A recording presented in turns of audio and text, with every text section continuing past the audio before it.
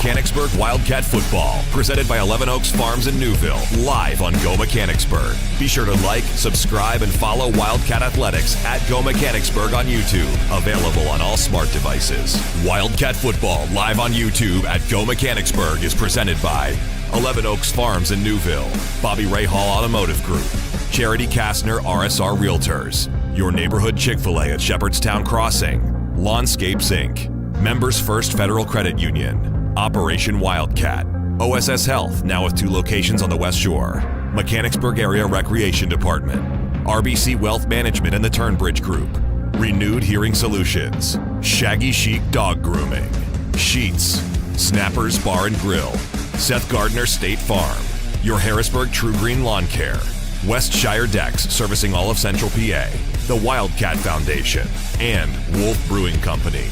Now, let's check in with Ben Shad for this week's edition of Foundation Facts with the Wildcat Foundation. Hello, Wildcat fans, and thanks for tuning into this varsity contest on YouTube at Go Mechanicsburg. Tonight's broadcast is presented by 11 Oaks Farm in Newville. We'll get you out back to the Members First Federal Credit Union broadcast booth in just a bit, but right now it's time for our pregame segment. Pregame, as always, presented by the Wildcat Foundation, and this is Foundation Facts, and today I am joined by Julie Rich. Julie, welcome. Thank you for having me. Of course. So give us a little bit of your background, your connection to the district. If you've been a Mechanicsburg local and import, what's your backstory? Okay. We actually used to live in Lisburn, so we were in West Shore School District. My introduction to Mechanicsburg was 3 years ago. I guess I've been with the district 3 years in the newcomers program, ELD. We had to actually be located at Northern High School 3 years ago because of the construction here at the high school. But now we're here. I'm an instructional assistant to Greg Averill. He is the newcomers teacher, does a fantastic job. And the newcomers are students who have come from other countries who might not be exactly new. They might have been here a few months, maybe even a year, but they've had some kind of gap in their education. And so we are basically teaching English all day. It might be through math, might be through science, social studies. We take field trips and have them just get lots of exposure to the English language. In addition to teaching the grammar and the phonetics and lots of vocabulary. Yeah, so it's interesting because obviously, just as a country, we're accepting people all the time, and there's various degrees of English education that kids may or may not have, and especially at the high school level and the high school age, like that's super critical to have that teaching. And so I guess kind of what my question is, is it difficult to try and introduce a new language that these kids are going to need at for the rest of their lives, really, that they've never really touched for the previous 14 to 18 years? Is that something that's difficult, or are there ways around it? What's your experience been with that? Well, for the majority of our students, they have the motivation to learn the language. Some of them have actually had an introduction to English in their home country, maybe just a little bit. Some of them, maybe none at all. But their age, their young age, and their motivation really helps a lot. I know that I've been learning Spanish myself, and I won't say how old I am, but I've been trying to learn it on my own for the last 6 years. And because I'm not in a culture that speaks Spanish that much, it's been really difficult. Whereas these students they're thrown in here, they're inundated, but instead of going to a high school biology class or, world cultures or American studies, or we ease them into it. So I would say, yes, it's difficult for them, but it's also, this newcomers program is just fantastic where they can ease into it, Greg usually starts with the 20 most common English verbs. We do past, present, and then we get into the future and continuous. And it really helps them a lot. Even if we teach math, we're focused on the language that goes with that math, so that when they transition into a math or pre-algebra geometry class, they will at least have some of the vocabulary that goes along with that. Wow. So it's multifaceted education in a new language. What kind of programs do you have in place, including the ones from that have been funded by the Wildcat Foundation, to kind of, I guess, maybe make that learning more exciting or more accessible? Greg likes to take our students on field trips. So we try to go out once a week.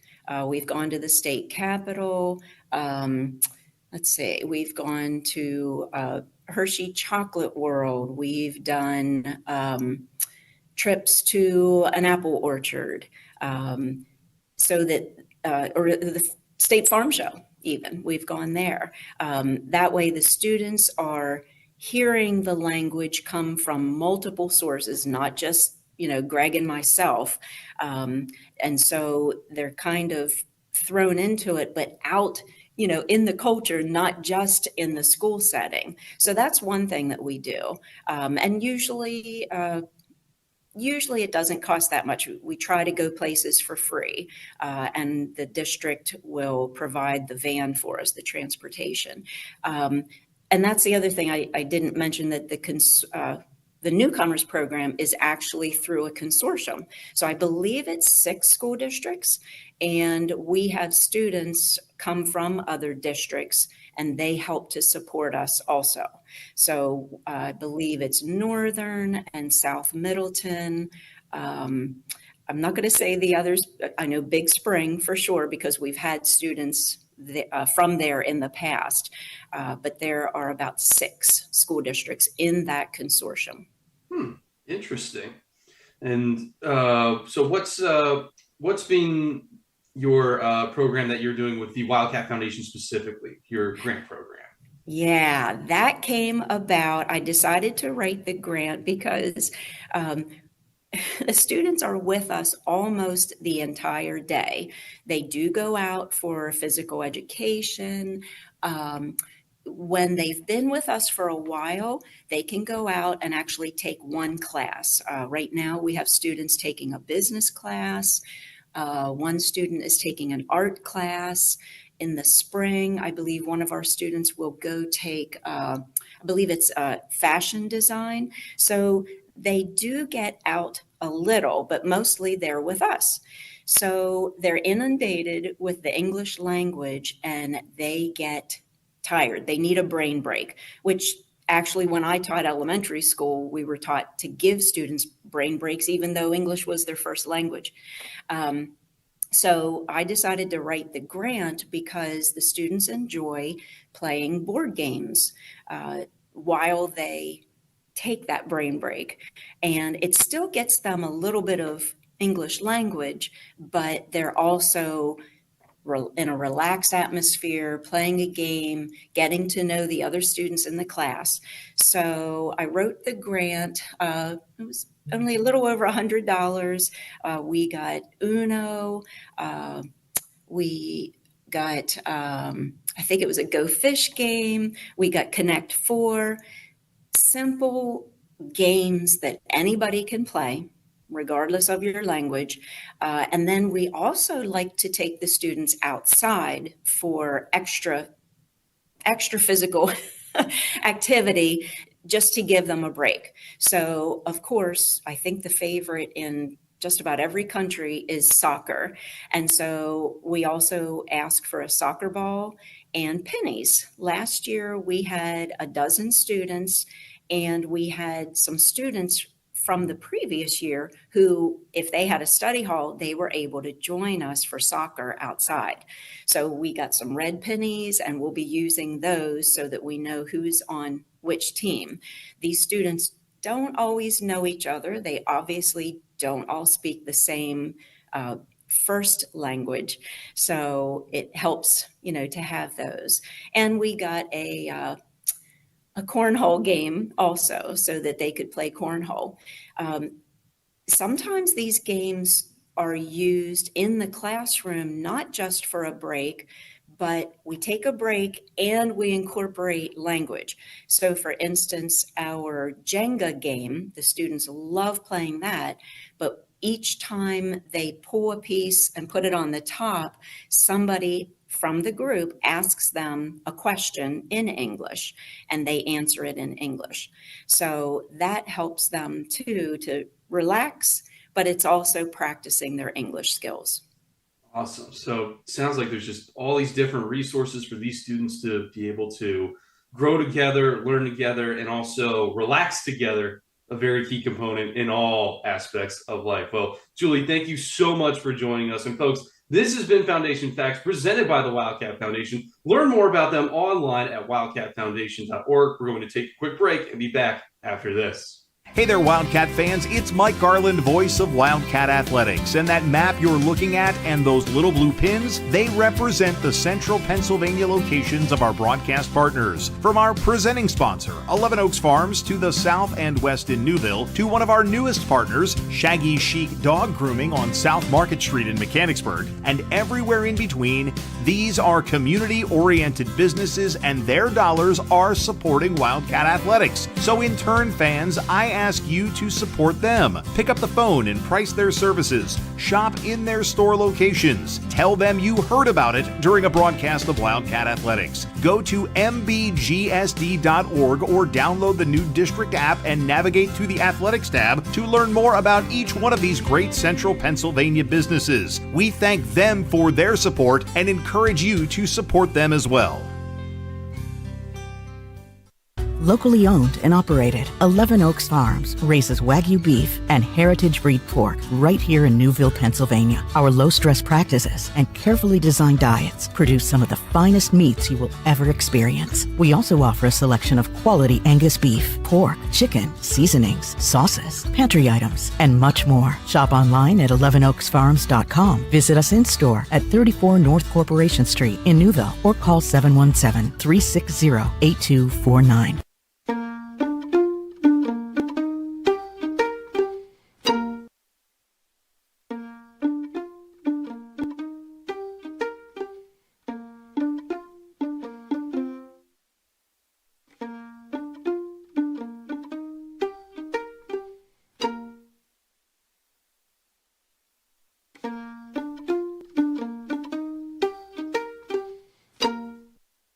Does your property need a little TLC? Call Lawnscapes Inc. of Mechanicsburg today at 717-697-1833 and see how Wes Moret and his team can transform or maintain your residential or commercial property. From hardscapes to yard services of all types, tree and shrub surface and more, this locally owned and operated business has you covered. Call today for your free estimate. Lawnscapes Inc. at 717-697-1833. That's 717-697-1833. OSS Health is physician-owned and operated. We're able to help patients in a way that others cannot. We're not looking at a number. Everyone's looking out for the best thing for the patient. Seeing that they're reaching their goals, making the community as healthy as possible. What I love most is when I get to see them get back to the activity that they love. When I see a patient smiling, it makes it all worth it. I love my job.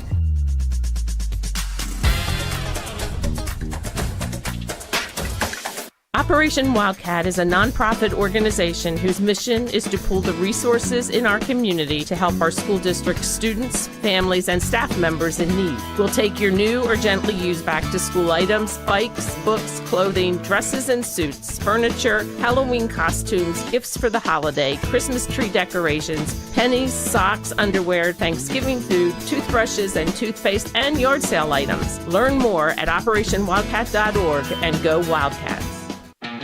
Elevate your everyday with the Mechanicsburg Area Recreation Department. Immerse yourself in a world of excitement and discovery. From adrenaline-pumping sports to serene outdoor escapes, we've got your perfect recreation blend. Join us for fitness, family fun, and fantastic experiences. Unleash your inner adventurer.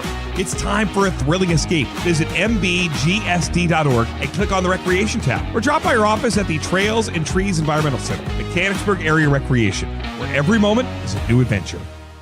At Bobby Ray Hall, it's about doing the right thing, starting with our vision, that clients deserve great service at a fair price. We understand this can only happen with great team members. Doing what's right includes supporting local charities, youth sports, and first responders. It extends to the environment and why we reclaim rainwater for car washes and recycle used oil. We want to thank our loyal clients for recognizing us by voting Bobby Ray Hall simply the best of Harrisburg for 21 years in a row. Experience the Bobby Ray Hall difference and find out more at BobbyRayHall.com. The Turnbridge Group at RBC Wealth Management is a proud supporter of Mechanicsburg Wildcat Athletics. When faced with tough business and personal financial decisions, turn to the Turnbridge Group. With a focus on retirement planning and complex financial situations, the team helps you define and achieve your goals, all while building a strong and caring relationship with you and your family. Financial advisors Tim Engel, Jonathan Stow, and Nick Hansen are available for your call. The Turnbridge Group, part of the community and for the community. Visit them online at turnbridgegroup.com or call 717-724-4225 today. I needed a change in my life. I wanted to be closer to my grandchildren. I was not hearing what the kids were saying. I fly hot air balloons and I couldn't hear leaks. It was time to take care of my hearing. As soon as I met Mary Ann at Renewed Hearing Solutions, she made me feel so comfortable. My life has improved so much since I got hearing aids. It was the best thing I've ever done. I would highly recommend Renewed Hearing Solutions. Get back in the conversation. Call Renewed Hearing Solutions today. Getting you back to Mechanicsburg Wildcat Athletics, presented by 11 Oaks Farms in Newville. Live on Go Mechanicsburg. Welcome back, everybody. I'm Ben Shad, and it's time for our weekly Wildcat scoreboard presented by Operation Wildcat. On Saturday, October 11th, boys and girls cross country travels to the Mid-Penn Championships at Big Spring High School. On Monday, October 13th, girls volleyball hosts Northern at 5 p.m., girls soccer hosts Cumberland Valley also at 5, and field hockey hosts Hershey. They face off at 6. On Wednesday, October 15th, boys soccer plays Cumberland Valley at home at 5. Girls volleyball travels to Hershey. They also start at 5 p.m. On Thursday, October 16th, girls soccer kicks off at home against Northern at 5. Girls volleyball travels to CD East for a 5:30 start. Field hockey travels to Lower Dolphin. They face off at 5:30 as well. And boys soccer travels to East Pennsboro. They kick off at 5:30. On Friday, October 17th, football travels to Hershey for a 7 p.m. kickoff. Don't forget to like, follow, and subscribe to Wildcat Athletics on X/Twitter and on YouTube at Go Mechanicsburg. You can also visit mbgsd.org and click on the Athletics tab, or download the new District app for the latest Wildcat news and information. We'll be right back after this. We are dedicated to serving our members, associates, and communities because they give us purpose. We know we are stronger when we come together as one. We believe financial literacy is a key tool for personal well-being, economic stability, and a more secure financial future for everyone. And we are committed to providing all with access to financial wellness resources. We strive to deliver unparalleled experiences for our members through every moment and milestone. We are built by will, forged by people, and powered by a proud member experience. Are you on the hunt for a new home? Maybe you're a growing family looking to expand your living situation, or you find your current space too large and you're simply looking to downsize. Whatever your needs, contact Charity Kastner, Realtor with RSR Realtors today. Charity knows the local real estate market and she will find the right home for you. Charity Kastner isn't just a Mechanicsburg-based realtor, she's a Mechanicsburg mom. And after all, mother knows best. Just ask her kids. Make the move today by calling Charity Kastner at 717-557-9312 or rsrrealtors.com to find your first or next home sweet home.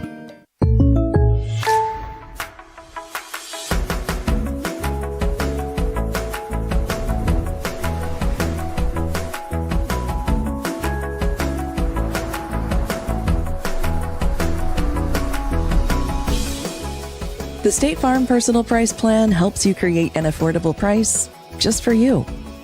Contact local agent Seth Gardner for your personal price plan today.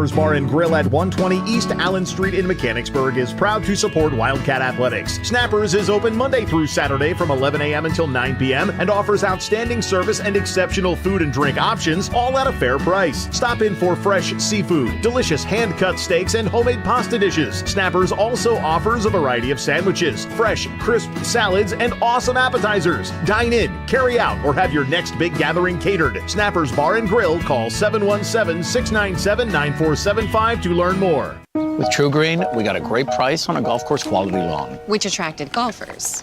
Morning. Who needs a warm-up? And because True Green's doing the work, we get to have more fun. Please don't post that. Too late. They don't have grass this thick in Australia. That's what happens when you have a great lawn. Shanked it again, huh? They're fun to have around. PGA Tour quality lawns for as little as $1 a day. Where are we playing next? Get started at TrueGreen.com. A deck where memories are made, barbecues are grilled, and sunsets are savored. But let's face it, not all decks are created equal. Enter Westshire Decks. We're not your average deck builders. Precision is our mantra. We don't just build decks, we craft outdoor living spaces tailored to your dreams. With Westshire Decks, you get seasoned experts who know decks inside and out. So why settle for a deck that's just okay when you can have one that's extraordinary? Westshire Decks, where craftsmanship meets creativity. Give us a call today and come see how we are different. The Wildcat Foundation is Mechanicsburg Area School District's education foundation. Established in 1998, the foundation raises and distributes funds that support students in education, wellness, cultural awareness, and athletics. The Wildcat Foundation has also awarded hundreds of thousands of dollars in scholarships to support students' higher education. Learn more and donate today at wildcatfoundation.org. Wolf Brewing Company, located in Legacy Park, just off South Market Street in Mechanicsburg, offers a family and pet-friendly atmosphere for community members of all ages. Family owned by Wildcat graduates, Wolf Brewing Company serves up delectable dishes including comfort foods with a gourmet twist, plus drinks of all types for the community, from the community. Roll in before, during, or after the game for their laid-back ambiance, live music, trivia, and more. Wolf Brewing Company, 100 Legacy Park Drive, Suite 400, or online at wolfbrewingco.com. Getting you back to Mechanicsburg Wildcat Athletics, presented by 11 Oaks Farms in Newville. Live on Go Mechanicsburg. It's time for Coach's Corner, presented by the Wildcat Foundation. Here's head coach Dave Heckard and the voice of the Wildcats, Mike Garland. It is time for Coach's Corner. Coach's Corner presented by our friends at the Wildcat Foundation, and I'm joined by second-year head coach Dave Heckard. Coach, how you doing? Good. How are you? Doing all right, thanks. Good. So first of all, let's look back at last week's 35-7 win against the Northern Polar Bears. Homecoming, big crowd, familiar face across the field from you. What was that atmosphere and the evening like for you guys? You know, I always say Northern always travels well. You know, so we knew it was going to be a good atmosphere. You know, it's a homecoming game, so I don't care who you play in homecoming. That's always a big game. And just a little extra spice added on with, of course, Jeff being across the sideline, coaching at Northern now. And we started the night by recognizing Coach Costello. What is it, 25, 30-plus years here at Mechanicsburg, now on the other side. How was that for you guys pregame? So, you know, pregame, I mean, everything's fine. I mean, we're friends, and I always say I hope Jeff wins every game but one. But I do think that he's doing a good job, and he will get things turned around at Northern. So the game itself, the Wildcats win 35-7, and actually your second and third string players played some great defense. We'll get to that in a minute. Let's talk about the guys that started the game, right? You have Noah Apple at quarterback. You have Jack DeLuca catching the ball. They connected on a beautiful pitch and catch in front of your sideline early in the game, and I feel like that really set the tone. What's Jack DeLuca like as a receiver for your squad? He's clutch. You know, I mean, has great hands, smart kid, athletic. And really if you look at the season, really has come through for some big plays for us this year. And, I mean, he's just the guy you can count on. And Noah Apple himself, through the air, on the ground, I think he has maybe 12 to 14 touchdowns as an individual, and it's like a 50-50 balance between throwing and rushing. He has become that athlete you probably hoped he would be when you anointed him your signal caller this year. Yeah, and not surprised at all. I mean, you know, Noah's a great kid, and you know, worked very hard this offseason to become a better quarterback. He's one of our captains. He's a good leader. So I really enjoy seeing him succeed. So. And defensively, I mean, Colin Stair, Drake Dawson, they certainly lead the way. But you've gotten a lot of great play out of Danny Kurtz and Darius Crawford-George, two names that coming into the year I didn't expect to be saying, but they certainly have stepped up and proved their value in that secondary for you. Yeah, young, but they're both doing a good job back there. And, I think we're really excited about them moving forward, into next year and even the year after. But I think that's important. You get some young guys in there, and those guys weren't starting right away, and we plug them in and work them in to the point now where they're doing a good job, and I don't look at them as sophomores anymore. I mean, they're varsity football players. You talk about a guy that didn't start that has worked his way into the lineup. Thomas Burns, another young man that he is a giant of a man. What, 6'8", 320, something like that. Not a starter at the beginning of the year, but he seems to have helped solidify your offensive line for that run game in Reese Miller. Oh man, we're super excited about Tommy. I mean, he's been a project of our line coach, of ours, Coach Payne, and has really come a long way. And right now is doing a really good job. And is such a big kid at a young age. Is finally starting to grow into himself a little bit. And we're really excited about him. And he had his first start against. I think it was Redland, and did a nice job. And he, as I said, has helped that offensive line. You have Jimmy Dwyer out there, and you have opened so many holes for Reese Miller, a kid that probably will go over 1,000 yards rushing this year. What has Reese meant as a ball carrier? Scored again against Northern and has been that workhorse for you. No, he's been doing a great job. I mean, again, a good athlete. I think the game's slowing down for him each week. He's getting a little better each week, and just keep working to improve. And we're real excited about where he's at right now. Let's talk about that punt return for touchdown. Ryan Foose takes it off the bounce, takes it on the run, and takes it to the house. As a coach, what are you thinking when you see a play like that? No, so he's done that before, and my message to him is if he does that and he scores, I'm going to be happy. But if he does that and things don't go well, or you fumble or something, I'm not going to be happy. So that's one of those things where you let football players play, but I'm kind of holding my breath sometimes when he makes plays like that. But nonetheless, he's an athletic kid and is competitive, and saw an opportunity there and took it, and it worked. One of the things that we saw a lot last year is your team would jump out to a big lead, you'd put the 2s and 3s in, and then the score at the end wasn't always as indicative of what the game was. And I think that's kind of been the case again this year. But in the game against Northern, when you put your 2s and 3s out there, they almost pitched a shutout in the second half. And where I was going with that setup is that's just not something we've seen. But kudos to those kids for coming out and playing hard, right?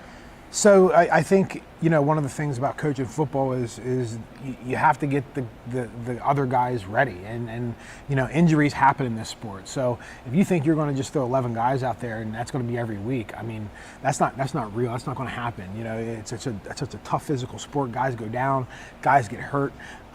So to your point, developing our 2s and 3s is an important part of what we do. And, I love getting those guys on the field, getting them under the Friday night lights a little bit before they do become starters in the future. So. Jacob Kuhn, we'll close with him. At least we'll close the game with him. Jacob Kuhn, one of those guys that came off the bench, got a big sack towards the end of the game. How was he after that sack?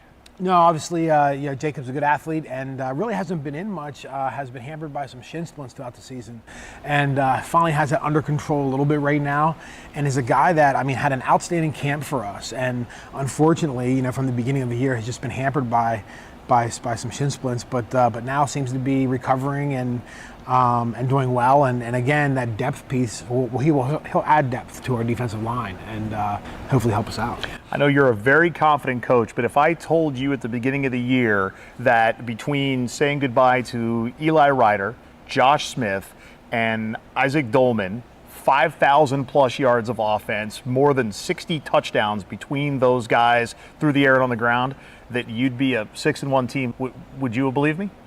I think that we lost a lot from last year, but we still had enough returning, I felt, and to have a good season. But I'm like you said, offensively, I think, where are we going to find all those points that we had last year? Where are we going to find our playmakers? And, guys have stepped up, and our offense does look a little different, right? But nonetheless, still effective, and guys are playing good defense. So, we're happy with where we're at, and even though we did lose a lot from last year, like, hey, that's what I want here. I want our expectations to be, every season we come in, we want to win.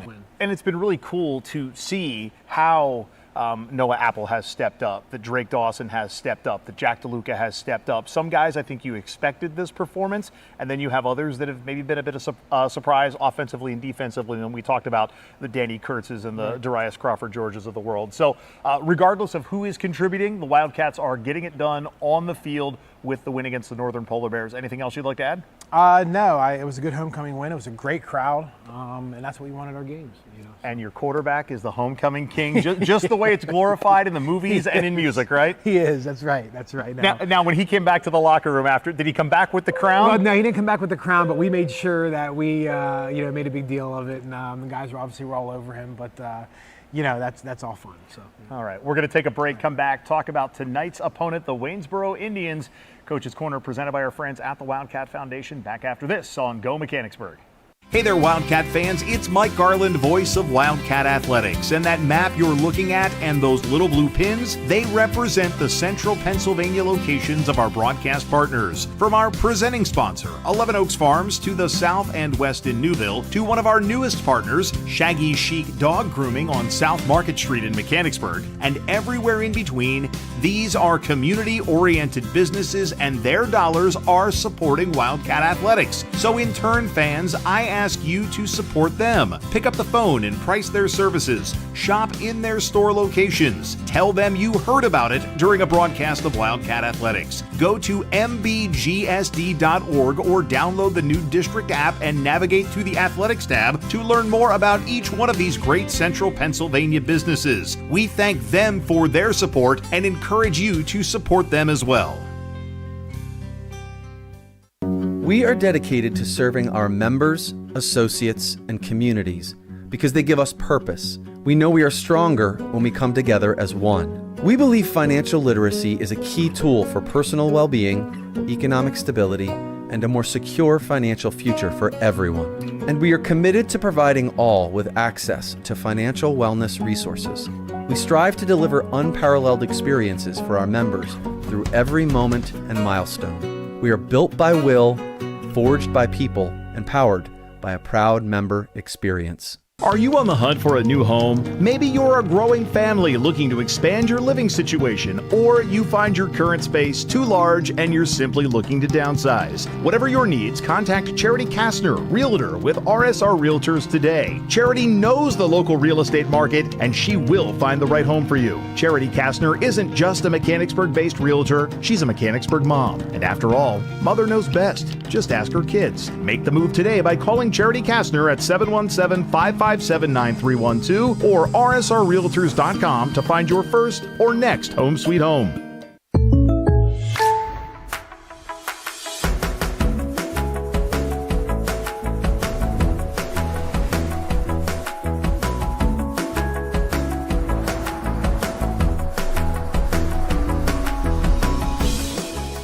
The State Farm Personal Price Plan helps you create an affordable price just for you. Contact local agent Seth Gardner for your personal price plan today.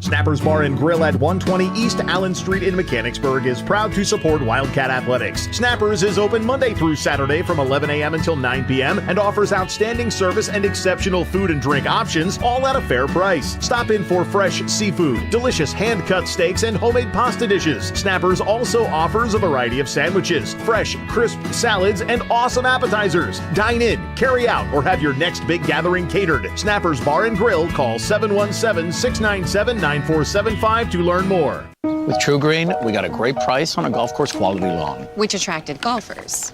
Morning. Who needs a warm-up? And because True Green's doing the work, we get to have more fun. Please don't post that. Too late. They don't have grass this thick in Australia. That's what happens when you have a great lawn. Shanked it again, huh? They're fun to have around. PGA Tour quality lawns for as little as $1 a day. Where are we playing next? Get started at TrueGreen.com. A deck where memories are made, barbecues are grilled, and sunsets are savored. But let's face it, not all decks are created equal. Enter Westshire Decks. We're not your average deck builders. Precision is our mantra. We don't just build decks, we craft outdoor living spaces tailored to your dreams. With Westshire Decks, you get seasoned experts who know decks inside and out. So why settle for a deck that's just okay when you can have one that's extraordinary? Westshire Decks, where craftsmanship meets creativity. Give us a call today and come see how we are different.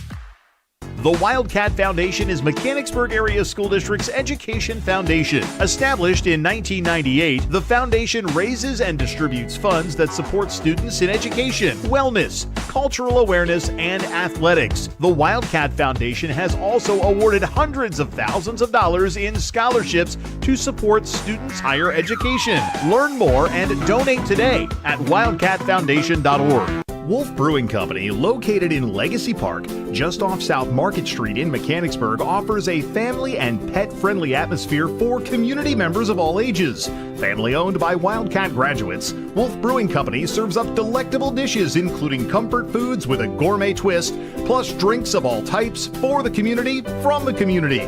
Roll in before, during, or after the game for their laid-back ambiance, live music, trivia, and more. Wolf Brewing Company, 100 Legacy Park Drive, Suite 400, or online at wolfbrewingco.com.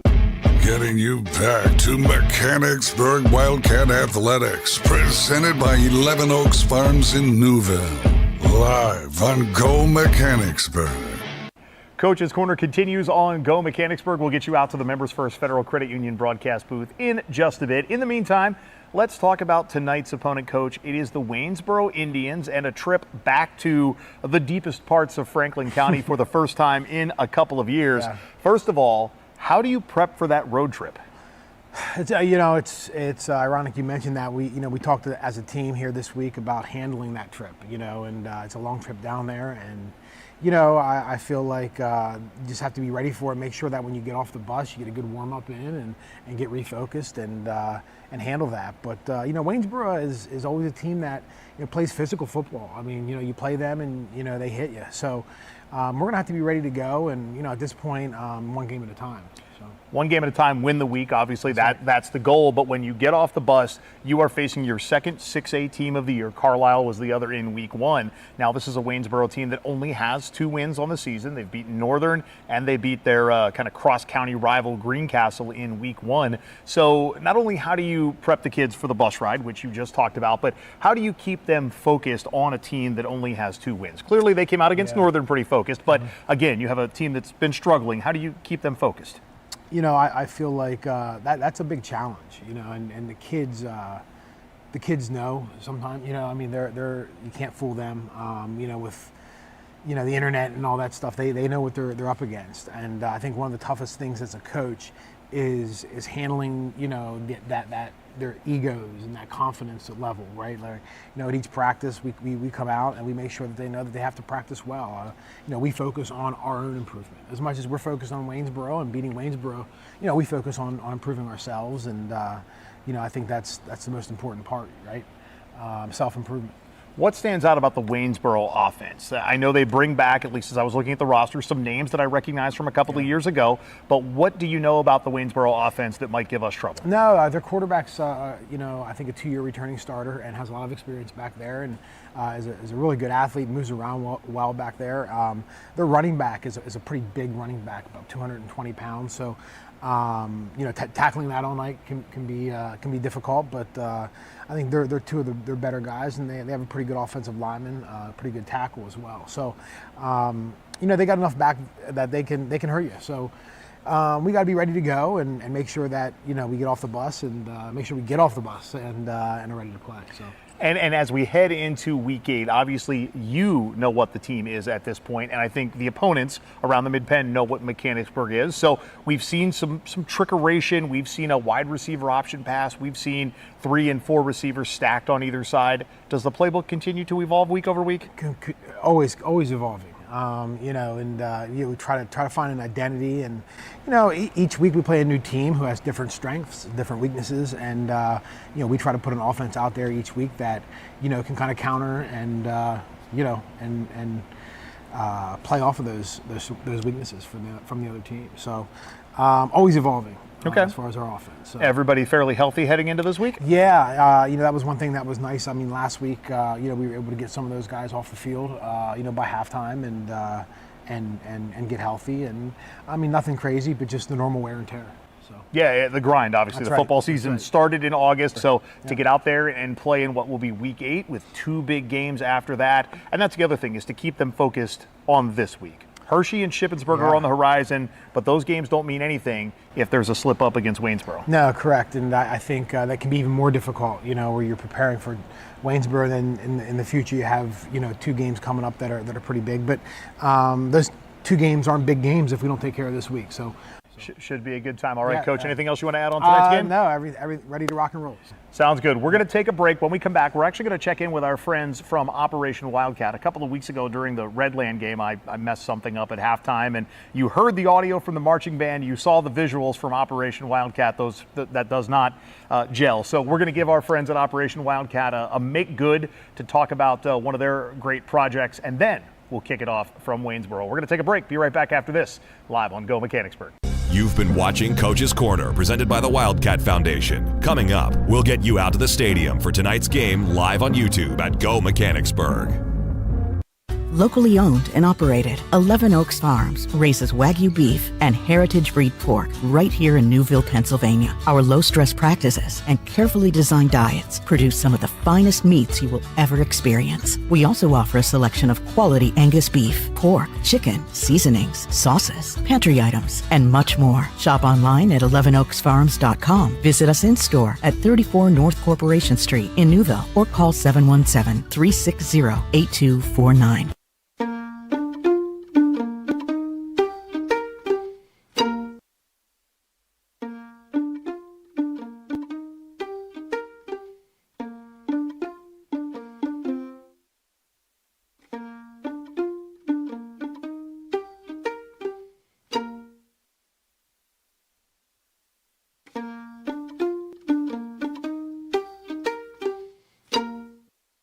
Does your property need a little TLC? Call Lawnscapes Inc. of Mechanicsburg today at 717-697-1833 and see how Wes Moret and his team can transform or maintain your residential or commercial property. From hardscapes to yard services of all types, tree and shrub surface and more, this locally owned and operated business has you covered. Call today for your free estimate. Lawnscapes Inc. at 717-697-1833. That's 717-697-1833. OSS Health is physician-owned and operated. We're able to help patients in a way that others cannot. We're not looking at a number. Everyone's looking out for the best thing for the patient. Seeing that they're reaching their goals, making the community as healthy as possible. What I love most is when I get to see them get back to the activity that they love. When I see a patient smiling, it makes it all worth it. I love my job.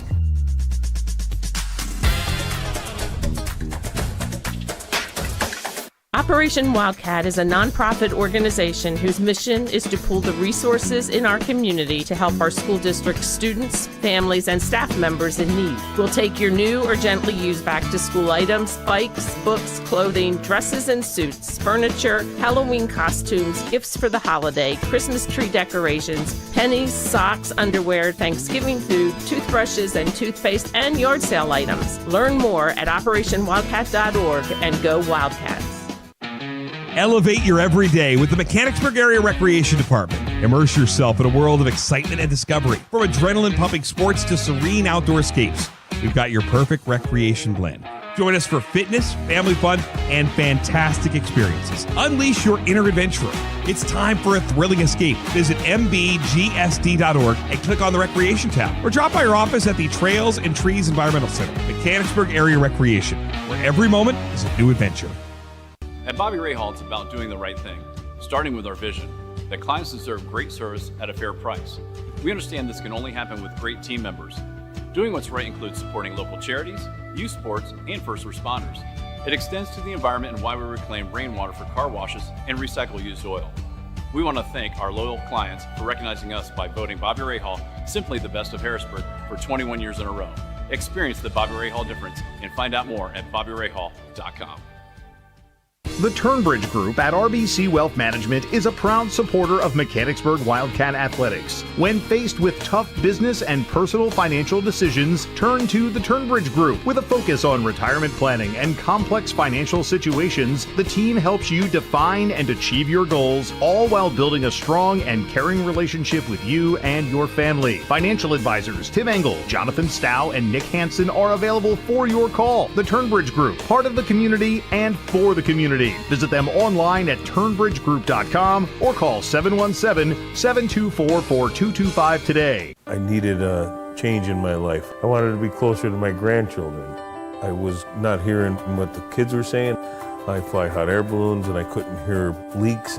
It was time to take care of my hearing. As soon as I met Mary Ann at Renewed Hearing Solutions, she made me feel so comfortable. My life has improved so much since I got hearing aids. It was the best thing I've ever done. I would highly recommend Renewed Hearing Solutions. Get back in the conversation. Call Renewed Hearing Solutions today. Getting you back to Mechanicsburg Wildcat Athletics, presented by 11 Oaks Farms in Newville. Live on Go Mechanicsburg. Pre-game continues live on Go Mechanicsburg. We'll get you out to the Members First Federal Credit Union broadcast booth in just a few moments. But right now, fans, I need to offer a bit of a make-good to our friends from Operation Wildcat. You see, a couple of weeks ago versus Redland, I was attempting to record the halftime marching band performance off-air. Well, that audio from the recording bled into our live presentation of our Project Thanksgiving showcase. So imagine my shock when I realized that the people watching at home, well, you couldn't see the marching band that you were hearing, and of course you couldn't hear the Operation Wildcat message that you were seeing. So it's only fair that I bring back Kelly Rossiter and Nicole McKee to talk about Project Thanksgiving. Ladies, how are you today? Good. All right, so first things first, tell me about Project Thanksgiving. What is it?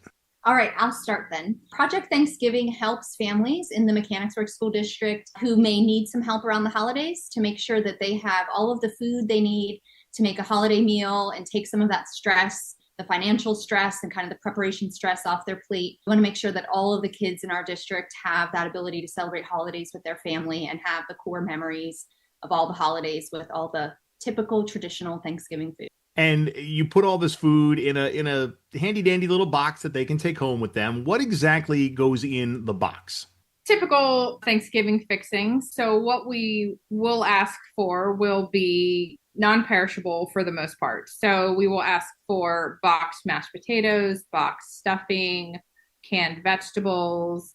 Really, they will really take anything, but those are the primary things that will go into the box itself when we're preparing it. We do also receive some additional donations from some outside businesses, but as far as the box assembly itself, those staple things will go into the actual box.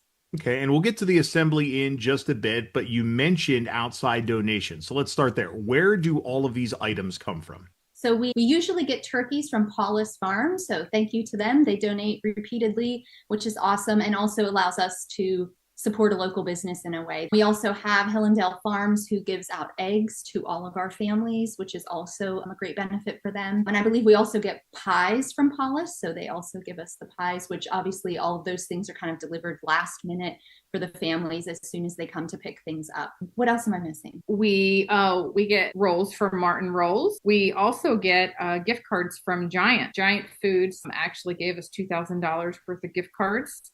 And Upper Allen, the fire department, they actually do a huge food drive for us as well. Great to hear that those local businesses support the community. And if you are a district family in need during this holiday season, how can you connect with Operation Wildcat? Like, I understand you go to the guidance counselor or online. There's some details there. So the first step, if you're interested in participating as a family, is you see the guidance counselor at your child's school, any of the schools. If you have multiple children, just pick a guidance counselor, and they will make sure that we know that you need to be accommodated. We accommodate all families that request. And it is absolutely confidential. Your guidance counselor there is the only person that is going to know that you're receiving this box. The families just get kind of a generic number when they come to us. We don't know who they're for or anything like that.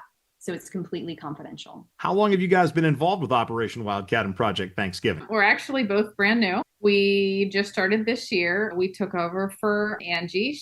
From my understanding, she did it for many years before us, and she was a tremendous help. We thank her very, very much. She gave us so much information when we first started. She continues to actually give us a ton of information. We reach out to her quite often and ask her questions and just kind of pick her brain with some stuff. It's a lot, but I think we're managing. I think it's going to be a great holiday for everybody. We might run into a little bit of bumps here and there, but from my understanding, the volunteers that have done this in the past continue to do it every year, which is wonderful. So hopefully they'll help guide us through the process and help us learn how this process works. So it'll make everything a smooth transition for everybody. Okay, a lot of good information there. Now, we know that we have a couple of weeks yet until Thanksgiving, but there's got to be some deadlines that matter. Can you share some of that information with us? All right, great question. There are a lot, so I'll go over a couple and I'll let Nicole do a couple. One for anyone in the community is November 16th. November 16th is the day that Upper Allen Fire Department will be doing their food drive that Nicole mentioned. They're going to be at both Giant and Weiss in Upper Allen Township collecting food, and that can be any kind of food that's non-perishable. If it isn't kind of a Thanksgiving traditional food, we just collect additional food to give out to folks with their Thanksgiving basket. So it can be pantry staples or other non-perishables. So that's a good day, regardless of where you're at in the area. You can pop by one of those stores on November 16th and offer a donation. And then we also have folks in the school district. If you have a child in the school district or staff member, they're collecting all through the middle of November. I don't have the exact days. Do you have it? I think it's the first 2 weeks of November. They're doing the collection of food in the schools. So then we'll collect those, and November 21st is a really important day. That's a Friday, and we are taking all kinds of volunteers to help us assemble all this food, to get all the food in boxes, get them all labeled with just how large the box is, so we know when someone comes in and says they have a family of 4 or a family of 8, we give them like the right amount of food. So November 21st is the big day to keep in mind if you want to participate and come out and help us and actually, be one of those many hands that make light work. That's the 21st. Yes. And the 24th is the day we actually distribute the boxes. Now, on the 24th, we do welcome volunteers any other day that we're doing assembly and food sorting. However, on the 24th, it is only Operation Wildcat committee members only. No students, no outside volunteers. Because of confidentiality, we want only Operation Wildcat committee members to be there. And again, there will be no names given. The only time there'll be a name given is when someone approaches the check-in. They'll say they'll have a ticket, from my understanding, on their phone or a paper ticket that's been given to them from the counselor. They will show it to the check-in person. Their name will be checked off, and that will be it. And then their box is going to be taken from there, and they will get their box of non-perishables. They'll get their turkey. They'll get their gift card. They'll get their rolls, they'll get their pie, and then they'll also get the opportunity to go through the extra donations from Upper Allen Fire Department as well.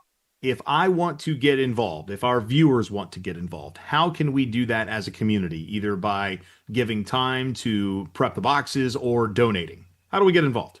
So we can definitely take food, we can take money, and we can definitely take your time too. So anything you want to donate, we are glad to accept it. Food can obviously be dropped off at the schools, any of the schools during those first 2 weeks of November that Nicole had mentioned. They'll be taking food. And also, if you just want to participate in the Upper Allen Fire Department food drive on November 16th at the actual grocery stores, you could do that. We can always use money, obviously, to help just buy some of the things that aren't donated, and that can be dropped off at Mechanicsburg Middle School. So they handle any kind of donations for Operation Wildcat. So if you have funds you want to drop off, you can go to the office there.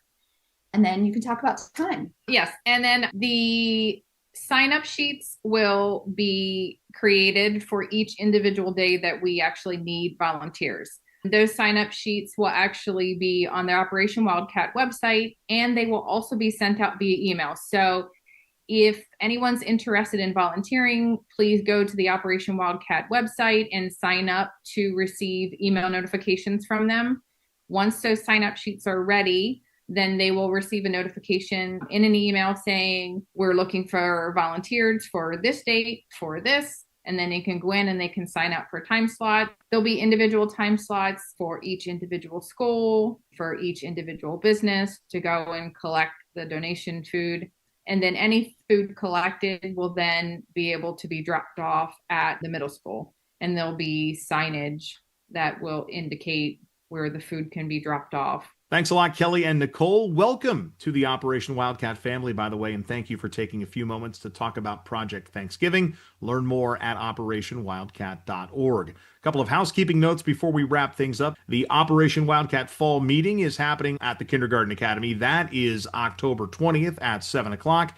And the big Fall Yard Sale coming to McBick Friday, October 24th, Saturday, October 25th. It is 8 a.m. until 8 p.m. on Friday, 7:30 a.m. until noon on Saturday. Always a great opportunity to find some good deals and support a great cause along the way. And finally, because we saw a post again on social media a couple of days ago, if you are looking to make a donation to the warehouse at 507 North York Street in Mechanicsburg, please only do it during business hours. Otherwise, you're just dumping your stuff. Hours are Saturdays and Sundays between 1 p.m. and 3 p.m. If you've got something you'd like to donate and that doesn't work for you, OperationWildcat.org, the website. You can Getting you back to Mechanicsburg Wildcat Athletics, presented by 11 Oaks Farms in Newville. Live on Go Mechanicsburg. And good evening, Wildcat fans. Thanks for tuning in live on Go Mechanicsburg. A very short pregame due to a very long pre-recorded pregame, but Dave Harris has joined me from the Members First Federal Credit Union broadcast booth, and we are underway at Waynesboro, and the Mechanicsburg Wildcats will have possession to start things. This is Rip Engel Field, Buchanan Auto Park Stadium. The Mechanicsburg Wildcats 6-1 overall, 5-1 in Mid-Penn Keystone versus the Waynesboro Indians, 2-5 overall, 1-5 in Mid-Penn Keystone. And Dave, will see that high-powered Mechanicsburg offense on the field first tonight. Yeah, they fielded a short kick. I think it's back to some things maybe we learned from a couple weeks ago over at Lowered Off, and there was a nice fair catch in the front line. I can't see exactly the line of scrimmage. It looks like maybe the 36-yard line, give or take. So good starting field position as we get rolling here tonight. First down and 10 for the Cats. They do have the ball on their own 37-yard line, And you have Noah Apple in the shotgun. Reese Miller, the single back in the backfield. Miller takes that handoff off left tackle, surges forward for a gain of 2 or 3.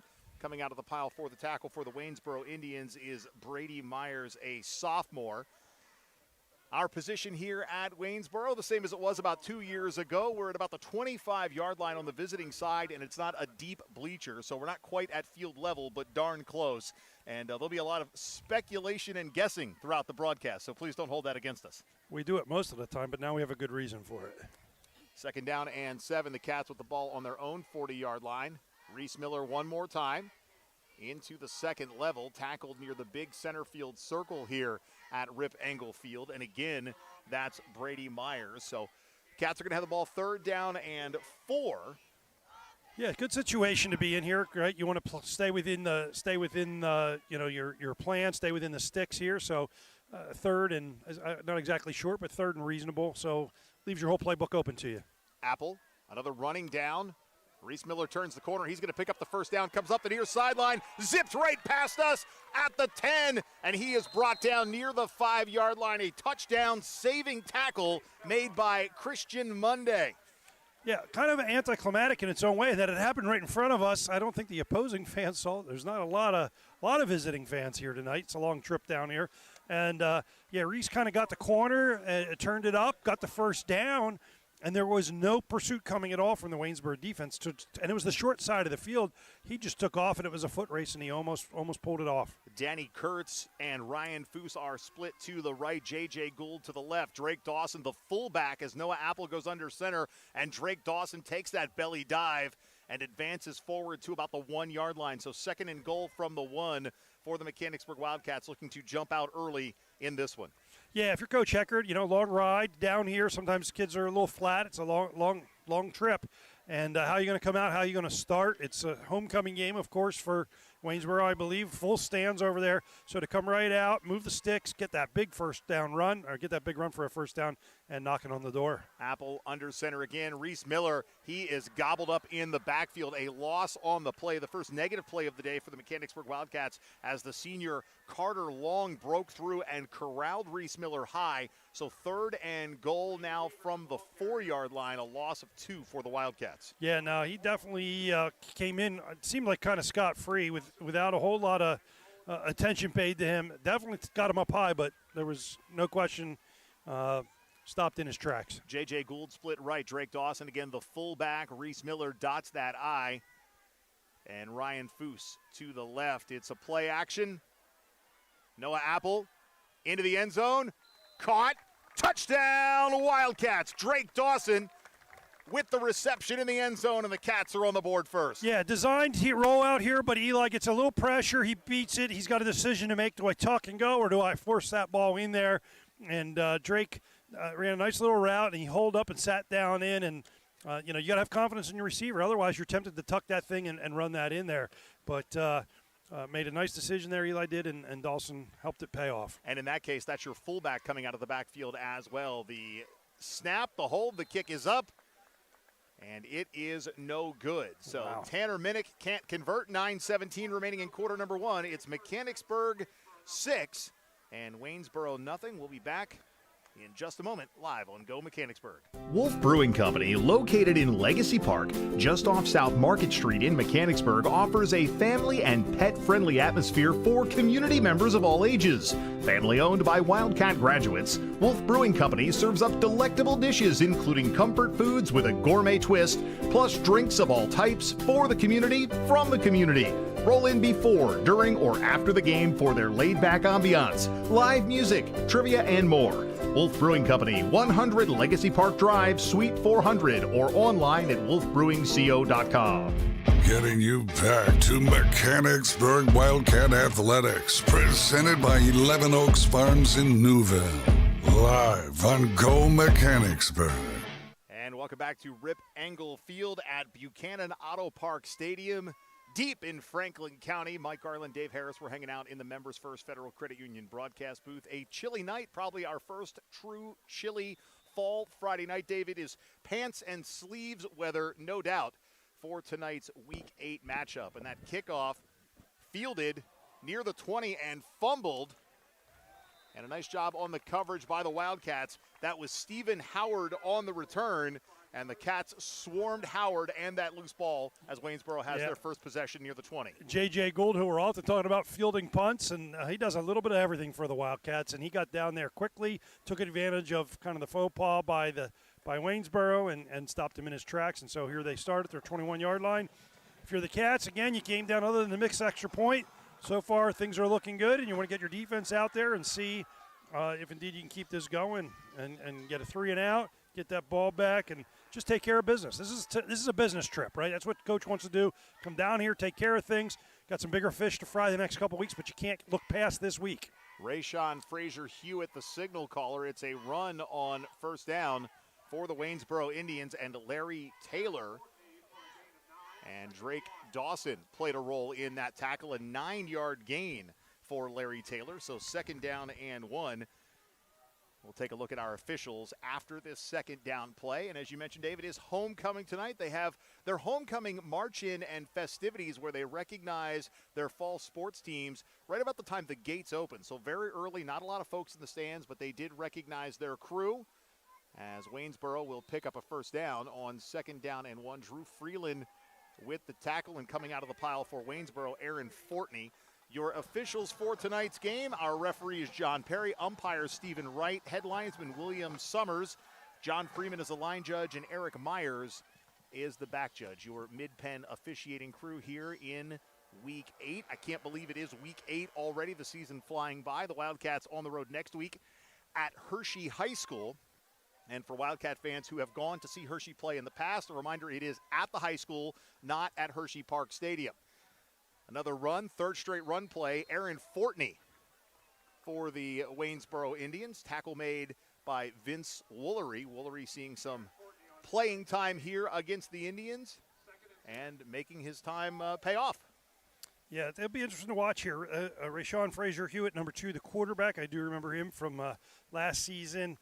He's got the potential. He's got a couple different dimensions to his game, so it'll be interesting to see how they deploy him going forward tonight. They stayed pretty conventional there the first time through and moved the sticks, but he's a guy who can put some pressure on your defense. Two-step drop, that first pass of the game for Frazier-Hewitt is incomplete. It was intended for Dwayne Robinson. That's going to bring up second down and 10. So I mentioned for the Cats next week, a road trip to Derry Township and Hershey High School to face the Trojans. Meanwhile, for Waynesboro, they will be home against Lower Dauphin. Just 2 weeks left in the regular season following tonight's game. 7:34 remaining, quarter number 1. The Wildcats stack the box up front, expecting a run. It's going to be a screen pass out of the backfield, though, and that pass is incomplete. Yeah, I was worried there that I thought the Cats got a little bit of a hunch. They apparently didn't penetrate the neutral zone, did not draw a flag, and they did seem to have that screen pass sniffed out. They went with a trip snug to the right side, and so a lot of things can come out of that, but the Cats seemed to know what was going on. Freeland was right in the area. Actually, you can argue he almost actually got interfered with offensively because he was a better position for the ball than the defender was. J.J. Gould, Ryan Foose back to receive the punt off the foot of Ryan Martin, and it's going to be Gould fielding on the Wildcat side of the 50. Reverse skate, comes back the other way, looking for a wall of blockers, picks up a few blocks, but he's going to be corralled near the 40-yard line. So he ran a long way for not too many yards, but it certainly looked fun. Well, you know, it's like anything else. Nothing risked, nothing gained, right? You've got to take some of those chances. We said all season long, J.J. Gould makes the play by fielding the ball. That's a smart, safe play that helps the team. And then what he does afterwards is the bonus. And he came left, but thought he saw something a little right. The best news is we didn't draw a flag, because when you get a lot of that reverse field, you often get a block in the back. And when you have that, all of a sudden all the positive has been negated. Or a crackback block, which is just as bad as that block in the back. Marching band comes to life with the sounds of Michael Jackson's Thriller. We're not too far away from Halloween. In fact, the Mechanicsburg Halloween Parade coming up on Tuesday. That wide receiver screen is completed to Ryan Foose, but he goes next to nowhere as Graham Pratt, the sophomore, makes the tackle for the Waynesboro Indians. That was Brighton Irish with the tackle, 18, not 10. So Brighton Irish with the tackle for head coach Mark Saunders in his third year, 8-19 overall with the Indians. Opened the year with a win at Greencastle, their crosstown rival here in Franklin County. The only other win came on September 26th against the Northern Polar Bears. So it's been a struggle this year for Coach Saunders. Second down, fumble, ball is loose. Drake Dawson was the ball carrier. It came out, but I believe recovered by Grady Weaver as it had popped away from a couple of different sets of feet, and Weaver surged forward to fall on the loose beam. Yeah, the ball rolled. It's rare that you say on a fumble it took a bounce in the favor of the team that dropped the ball, but it rolled forward a good 4 yards and right in front of Grady Weaver. He got down on it, so a very manageable 3rd and 4 once again. 3rd down and 4. The Cats got on the board very early on a touchdown pass. Noah Apple to Drake Dawson. It was set up by a long Reese Miller run. And Apple, 3-step drop looking to his right. That pass is incomplete, intended for Danny Kurtz across the middle, and Kurtz just couldn't hold on to it. So 4th down, and we'll see if the Cats keep the offense on the field or if they do that quick kick that we've seen more than a few times this year.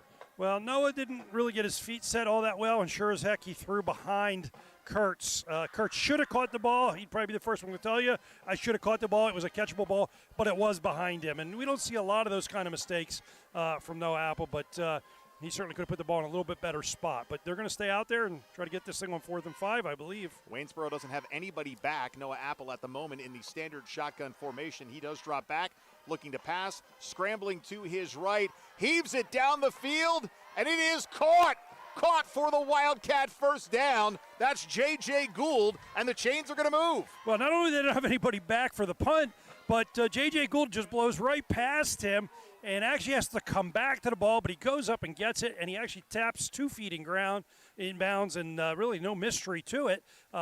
Nice read by Noah Apple, and a great play by J.J. Gould, setting him up with a 1st and 10 at the 18-yard line. A 31-yard pass completion for Noah Apple, who came into tonight's game 46 of 73 for 721. Reese Miller stood up at the line of scrimmage, and he may lose a yard or two. Tackle made by Gavin Starkey.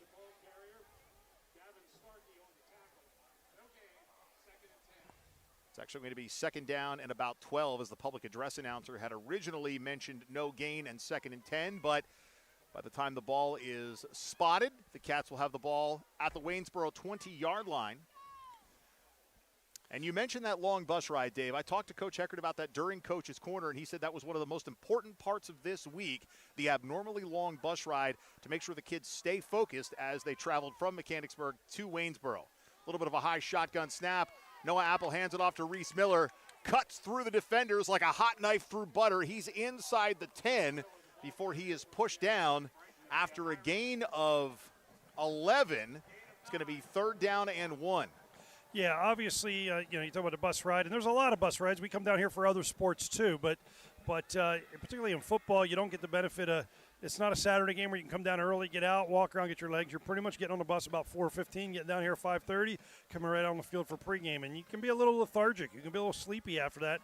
That's not the normal routine for the Cats. So, 3rd and 1. Apple in the shotgun. Reese Miller, sidecar right, fakes the handoff to Miller. Scrambling to his right, he's going to tuck, picks up the 1st down, lowers the shoulder, and he is just short of the goal line. Christian Mundy pushes him out of bounds, so the Cats will have the ball 1st and goal from near the 1. Yeah, he seemed to have a receiver out there, but he made his mind up pretty early. He was going to tuck that ball and go get the 1st down anyway, and he almost got the touchdown. Matter of fact, I thought he got the ball to the pylon, but official on that side ruled that his feet went out of bounds or his knee went down. But he's just right around the 1-yard line, I believe. That was Xavier Longenberger, the receiver that you mentioned, who was in the area. So the Cats will line up 1st and goal from the 1, looking for their 2nd touchdown of the quarter. Drake Dawson has the 1st. He's lined up in the fullback position. Fumble on the snap. Ball still loose, and it's going to be, should have been Waynesboro ball. Who comes out of the pile? The Indians do have it. It was a fumbled exchange, and Gavin Starkey comes out for the yellow and blue. Well, that's one of those things where it just wasn't clean from the beginning, and you should just fall on it, and they try to make something out of nothing, and sometimes you've got to know, you know what, we're lucky to have the darn football. We're on the 1. It's 1st down. Let's just fall on it here. Maybe it's the 6, maybe it's the 7, and they're lucky they didn't give up a scoop and score, and that would not only give up potentially the lead, but also a lot of momentum down here on the road. The Wildcat defense has been strong all season long, giving up on average just 148.4 yards per game. Waynesboro with its 2nd possession. Rayshon Fraser-Hewitt in the shotgun. And a short run play for the Indians and Aaron Fortney. 2nd down at about 7 following the run. And Wildcat fans, fall sports season is here. Shaggy Chic Dog Grooming cheering on our hometown teams. While athletes hit the field, let your dog be the MVP at home. Call Shaggy Chic Dog Grooming today at 717-919-6266 or stop by 16 South Market Street in Mechanicsburg. Make your dog look like a champion. 2nd down and 7. Fraser-Hewitt coming near side right, lobs it in. Pass is completed into Christian Monday's breadbasket, and he is escorted out of bounds by Danny Kurtz. So the first big play of the night for the Waynesboro Indians on the offensive side, trying to capitalize on that Wildcat turnover. Yeah, J.J. Gould was right there, but never really found the football. And nice route run, and I talked a little bit about Fraser-Hewitt and some things we saw last year out of him. And so, yeah, the Cats' defense, who's played so well, obviously, all season long. You got them down there as much as you don't want the turnover. You're like, okay, we got our D out there. This is not going to hurt us. This doesn't have to hurt us. But when you give up that big play, now all of a sudden momentum's a little bit in the favor of the home team. Rayshon Fraser-Hewitt in the shotgun. And a flag. There's going to be movement. I believe the call will go against Waynesboro, but we'll wait for the official call from John Perry as he comes into the big center blue circle to confer with his fellow officials. It is a dead ball, encroachment against the Cats. So despite that movement on the Waynesboro side, they're going to call the Cats for encroachment. So 1st and 10 becomes 1st and 5. Yeah, I missed whatever Waynesboro did. I did see two of our guys flinch into the neutral zone. So if they were enticed, it was missed. You're correct. But nonetheless, 1st and 5. Frazier Hewitt in the shotgun. Keen Bumgartner is the single back, and he will carry the rock. Drew Freeland meets him in that center circle. Yeah, we don't have a lot of, well, in Waynesboro, I guess we don't have any heights and weights, but that number 9 is a pretty big boy for being in the backfield. Looks like he's got to be every bit of 6'1 or 6'2 and carrying a little bit of weight to him. But, of course, as we all know, you can put a number in the program. It's all a matter of what you bring to it, because we've seen a lot of guys who don't have a pretty program height or weight, and boy, do they bring it every play. So he'll be interesting to watch. He looks like he could be a formidable foe coming through that line as the night wears on. Frazier Hewitt in the shotgun. Christian Monday sidecar right, and Monday takes the pitch. Jimmy Dwyer helped break it up. Aiden Reed came in to finish for the Cats. And it's going to be 3rd down and short. You were mentioning Bumgartner earlier, Dave, well over 200 pounds. He came in 66 carries, 304 yards, 3 touchdowns. Certainly a change of pace back, a bullish back, if you will. Sure. Well, if you're the Cats here, you got him after 1st and 5 at 3rd and 3. So, again, kind of I'll say bend but don't break. It might be 4-down territory here for Waynesboro if they don't get it. The key if you're the Cats is don't give up the big play. Make them earn it. Make them use 12, 13 plays. Most high school teams can't do that. Frazier Hewitt receives that shotgun snap. Quick hitter left pass is incomplete. Through the hands of Jaden Updegraff. And trailing by 6, 4th down and 3, ball near midfield. We'll have to see if Coach Saunders sends the punting unit on, and it looks like he's going to, showing respect for that Wildcat defense, although Mechanicsburg is susceptible to a fake punt. We've seen it earlier this year, I believe, against Mifflin County, and we've seen it in seasons past. So the special teams need to be heady here on this 4th and 3. Well, I think it's as much a respect for the Mechanicsburg offense, right? You don't want them to have to only go 50 yards, right? You want them to have to go 60, 70, 80, 90 yards if you can get away with it. Punted away, fielded by J.J. Gould on the run. And J.J. Gould is going to be helped out of bounds somewhere past the 30-yard line by a pair of Waynesboro defenders. Well, I'll say what J.J. Gould did was he does J.J. Gould things. The first thing he does is he smartly eyes up the ball, sees the rotation on the turf, and he's like, I got to field this or this thing's going to take us inside the 5. And he probably isn't wrong, and he goes, okay, and now I'm going to see what I can get out of it. And he managed to pick up another 15 yards, give or take, it seemed, from this angle. So, yeah, again, we saw him give up the pass play, not maybe his highlight, right? Doesn't want that to be his highlight of the night. Comes right back, fields the punt, and gets it upfield and sets the Cats up again with a 1st and 10 and 71 yards to go. And that's what Waynesboro's thinking. We can't give them 50 yards to score. Mechanicsburg can do that with their eyes closed, right? If you look at the last 2 years. Let's make them have to go the distance. Grady Weaver takes the pitch from Noah Apple, and Grady Weaver, following a convoy of blockers, turns the corner on the far side of the field, picks up a 1st down for the Wildcats nearing midfield. Escorted out of bounds by a pair of Waynesboro defenders, including Ryan Stahl. Well, I'll tell you what, that's exciting there for Grady Weaver. We've not seen a ton of him. When we've seen him, it's been some pretty good things, but it's really exciting to see him get the ball like that because he's not gotten as many opportunities offensively and certainly not early in games. So I'm excited for him to get that opportunity. And you talk about a change of pace, he brings a little different dimension to the field. 1st down and 10. Weaver one more time. Stahl one more time as those two come together in the backfield. And speaking of good defense and good defensive players, we just saw Sam DeLuca walk past us, Wildcat grad from a couple of years ago. Always great to see former faces of the program coming back to support their high school. Under a minute remaining, quarter number 1. And Reese Miller brings the play in from the sideline as Grady Weaver heads to the bench. Yeah, it was nice. Again, I don't know that we've seen Grady get carries in the first quarter yet, and I like what he brings to the table there. It's a little different dimension than what Reese brings to the table or what Drake Dawson does bring. And you're hitting that second part of the season. You got to have a couple things ready to go. Speaking of change of pace backs, that is Drake Dawson with a bullish run towards midfield. It's going to be just short of the line to gain, and very likely could be the final play of the quarter for the Mechanicsburg Wildcats, as the clock is under 15 seconds. And they're not showing much of a sense of urgency to either get a play in or head to the sideline. So before we head to break, I want to remind you that Mechanicsburg Basketball Boosters is presenting its second annual Cornhole Tournament, Bingo, and Chili Cook-Off event coming up October 25th at 80 Glendale Drive in Mechanicsburg. The fun starts at 2 o'clock and includes food, music, raffles, live college football being shown, prizes, and more. $25 per player for Cornhole or $50 for a team. The deadline is October 20th. You can learn more by contacting the Basketball Boosters. At the end of one, it's Mechanicsburg 6, Waynesboro nothing. Back after this, live on Go Mechanicsburg. A deck where memories are made, barbecues are grilled, and sunsets are savored. But let's face it, not all decks are created equal. Enter Westshire Decks. We're not your average deck builders. Precision is our mantra. We don't just build decks, we craft outdoor living spaces tailored to your dreams. With Westshire Decks, you get seasoned experts who know decks inside and out. So why settle for a deck that's just okay when you can have one that's extraordinary? Westshire Decks, where craftsmanship meets creativity. Give us a call today and come see how we are different. Getting you back to Mechanicsburg Wildcat Athletics, presented by 11 Oaks Farms in Newville. Live on Go Mechanicsburg.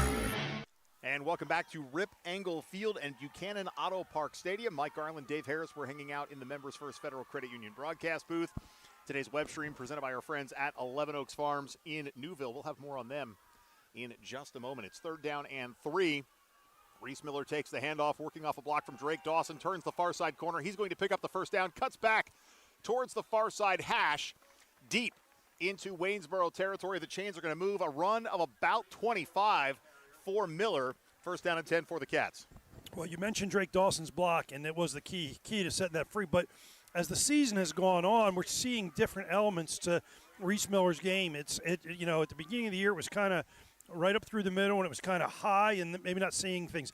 He's seeing so much more, and now they've added the last few weeks the ability to get him out there off tackle, and he's getting that corner. He's reading those blocks, and he's finding those bubbles in the second level of the defense, cutting back and taking advantage of what they're giving him. Reese Miller takes the inside handoff, and he is stood up at the line of scrimmage. The Cats will go nowhere on this play, leading the way for Waynesboro, Sean Smith.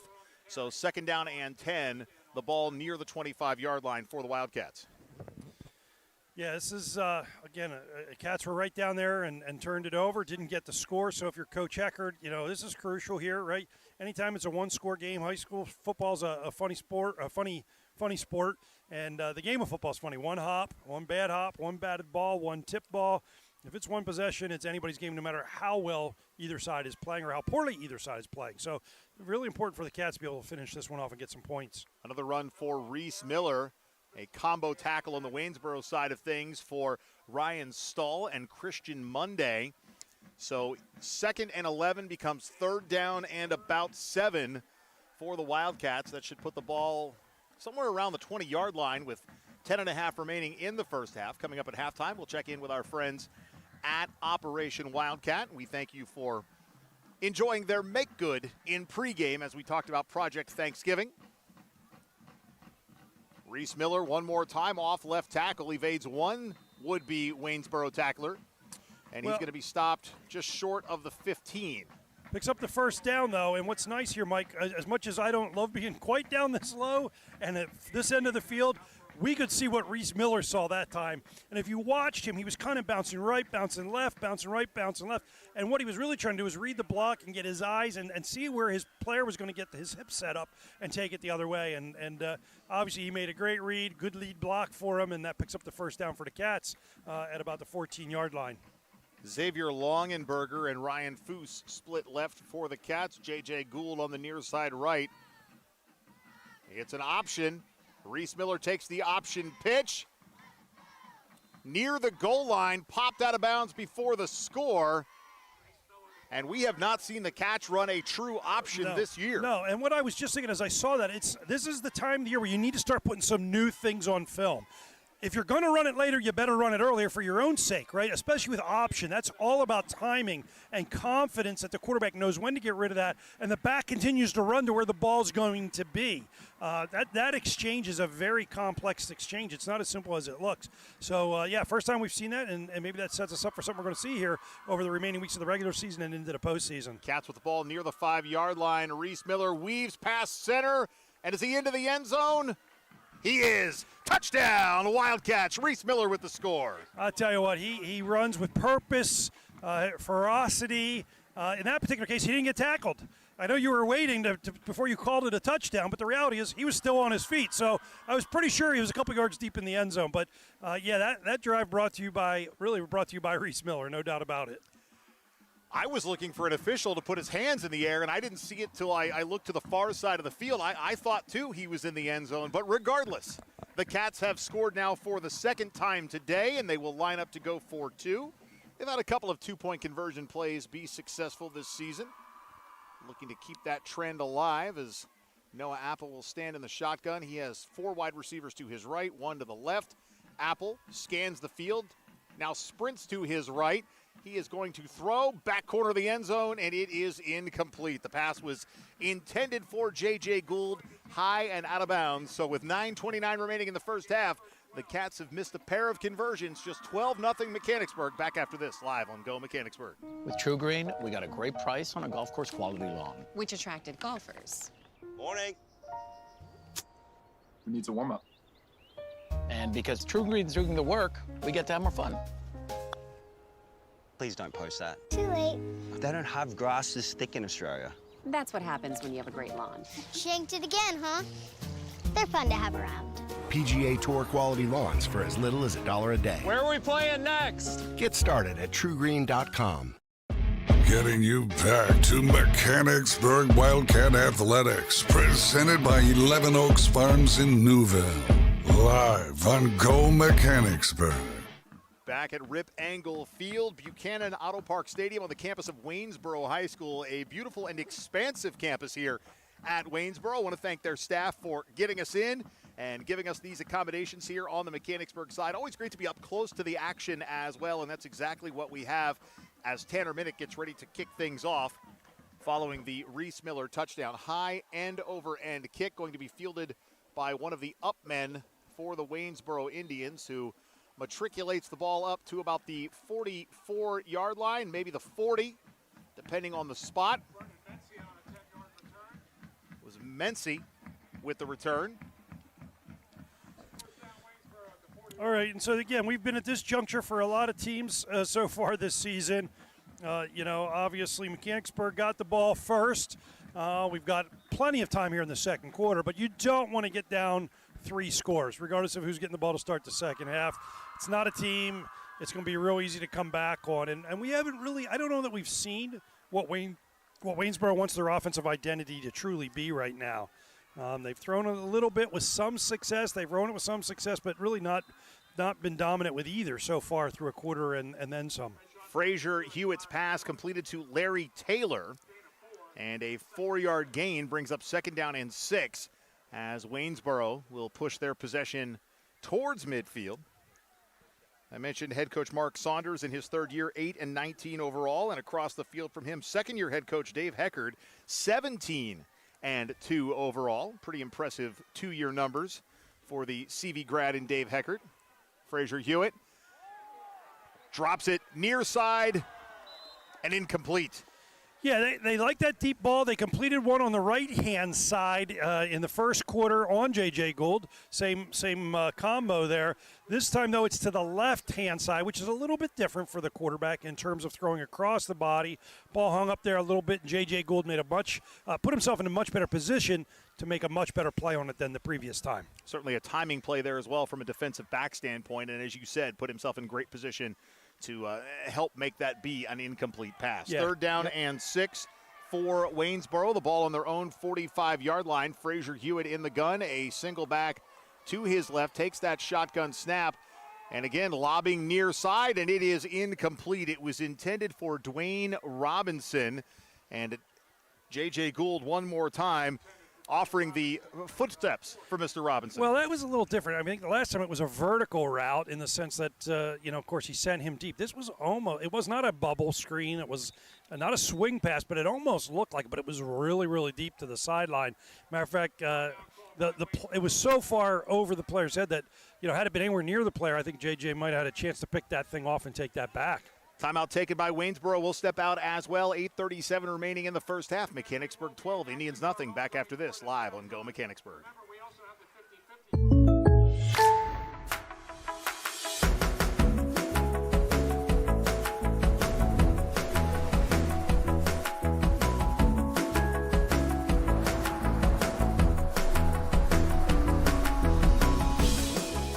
The State Farm Personal Price Plan helps you create an affordable price just for you.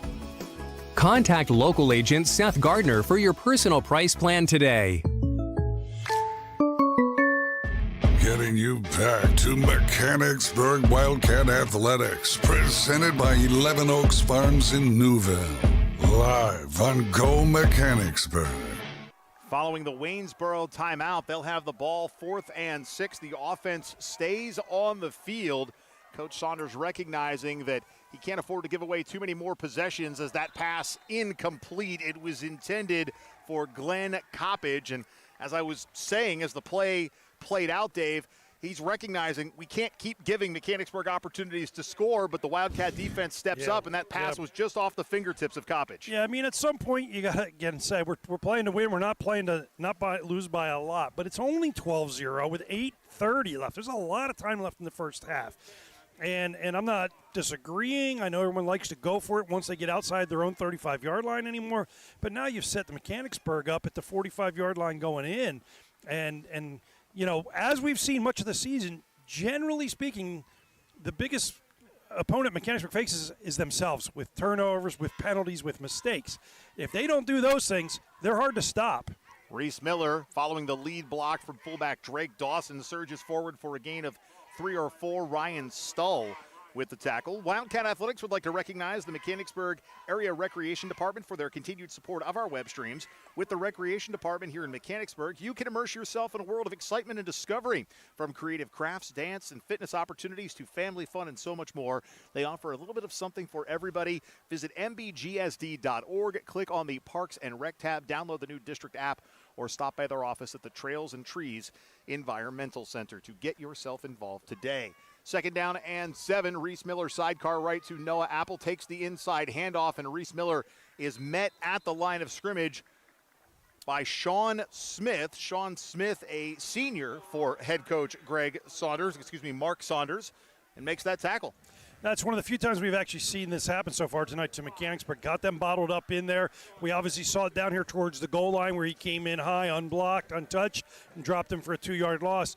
In this particular case, it was right into the front of the Waynesboro defense and no room to maneuver for Reese Miller. But that has been the exception, not the norm. 3rd and 5, though. We talked about the chance that the Waynesboro coach took.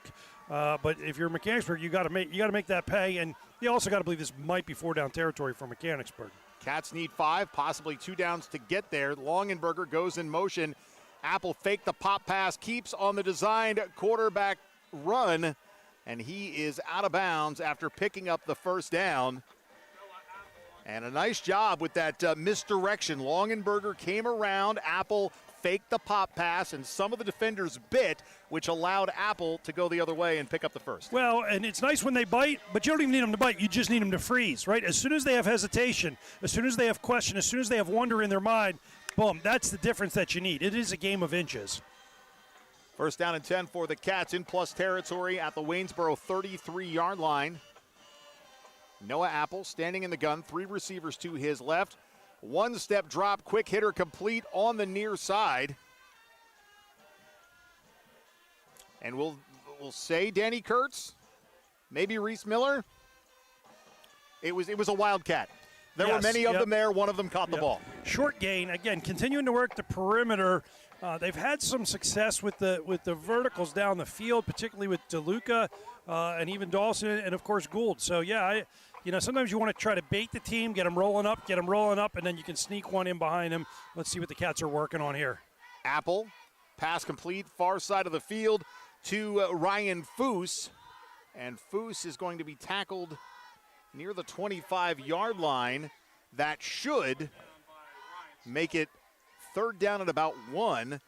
Tackle by Ryan Stull, the sophomore linebacker for the Waynesboro Indians. Well, it's nice to see him get Foose involved. They've tried to get him involved, and we saw some places where he was open but just couldn't make the play. Seeing him, while these haven't been big plays, seeing him make the play and getting involved in the offense again as you get ready for a second season, you've got to have a third and a fourth and a fifth option off your passing game and off your offense in general, and the Cats are trying to build that up right now. Grady Weaver with the run following the block of Drake Dawson, and Grady Weaver is going to pick up that first down for the Wildcats, met by a wall of Waynesboro defenders, but not before he picked up one and a key Wildcat first down as the Cats are now into the red zone. Yeah, moving it in and, chewing up some clock, taking some time. Now we are inside the second half of the quarter. If you're Coach Heckert, of course, you know they're getting the ball. So this third score is big. Get that lead out there, get it to 18, get it to 19, get it to 20, whatever you decide to do. But find yourself a way to get a touchdown here, and they're set up now with a 1st and 10 to do so. Busted play. Noah Apple is going to keep, and he's going to be stopped near the line of scrimmage. Sean Smith, Wyatt Hewitt converged to make that tackle. You had Grady Weaver in the backfield, and I'm not sure if Apple turned the wrong way or Weaver's step was incorrect, but regardless, there was no one there to give the ball to. Well, unlike the turnover down here in front of us, Mike, the nice thing about that is Noah recognized it was blown up. He just tucked the ball, went forward, and he actually picked up a yard or two. So there is a difference between saying, okay, this didn't work, take care of the football, get what we can, and go to the next play. He didn't do that earlier down here. He tried to make something happen, which, again, is sometimes how great things happen. Wasn't so great last time. This time he smartly just tucks the ball, gets a nose upfield, and gets a couple yards. And a whistle pre-snap as a timeout has been called by Mechanicsburg, their first timeout of the game. With that timeout, we will step out as well. 4:34 remaining in quarter number 2. It's Mechanicsburg 12, Waynesboro nothing. Back after this, live on Go Mechanicsburg. Snappers Bar and Grill at 120 East Allen Street in Mechanicsburg is proud to support Wildcat Athletics. Snappers is open Monday through Saturday from 11 a.m. until 9 p.m. and offers outstanding service and exceptional food and drink options, all at a fair price. Stop in for fresh seafood, delicious hand-cut steaks, and homemade pasta dishes. Snappers also offers a variety of sandwiches, fresh, crisp salads, and awesome appetizers. Dine in, carry out, or have your next big gathering catered. Snappers Bar and Grill, call 717-697-9475 to learn more. Getting you back to Mechanicsburg Wildcat Athletics, presented by 11 Oaks Farms in Newville. Live on Go Mechanicsburg. Following the Mechanicsburg timeout, it's 2nd down and 9 from the 17. Each team has used a timeout here in the first half, and as Dave mentioned, Waynesboro will get the ball to start the second half of action. And Noah Apple's pass intended for Drake Dawson, just a little bit short, and Dawson wasn't able to corral it. So now 3rd down and 9. Well, actually behind him again, and it was the second time he's thrown behind. So Eli has got to work on that a little bit. Not only when you go behind do you lose your ability to keep your momentum going to pick up more yardage. Obviously, at some point, you're running away from the football and making the chance of completing it a much lower percentage. So, yeah, a couple errant throws here tonight, which has not been the norm for Noah Apple here. But we're going to go see what we can do here on the 3rd and 9. 3rd and 9, the Cats with the ball at the Waynesboro 17. Might not be a horrible field position area to allow Tanner Minnick a chance for a field goal, but the Cats would rather pick up that first down. Grady Weaver takes the handoff. He is met after a gain of maybe 3 by Sean Smith. So it's going to be 4th and short. Yeah, I think we're going to see the offense stay on. The reality is there's so much that goes on into a field goal, right? It's not just the kicker. It's the snap, it's the hold, it's the kick, it's the rush, and a lot of bad things can happen in there. You know, Woody Hayes used to say on a pass only 3 things can happen and 2 of them are bad. On a field goal, 5 things can happen and only 1 of them is good. So, you're in control of this game 12-0. If you don't convert it, you're leaving Waynesboro in a situation where they're going to have to go better part of 90 yards. You like your chances, but see if you can pick up the first down in the meantime. And Reese Miller is going to be very close to that line to gain. We'll wait to see what the official spot looks like. Waynesboro makes the stop as Reese Miller falls just short. So the Cats do turn it over on downs. Yeah, but I think you're going to see the ball at about the 10-yard line. I can't tell for sure from here.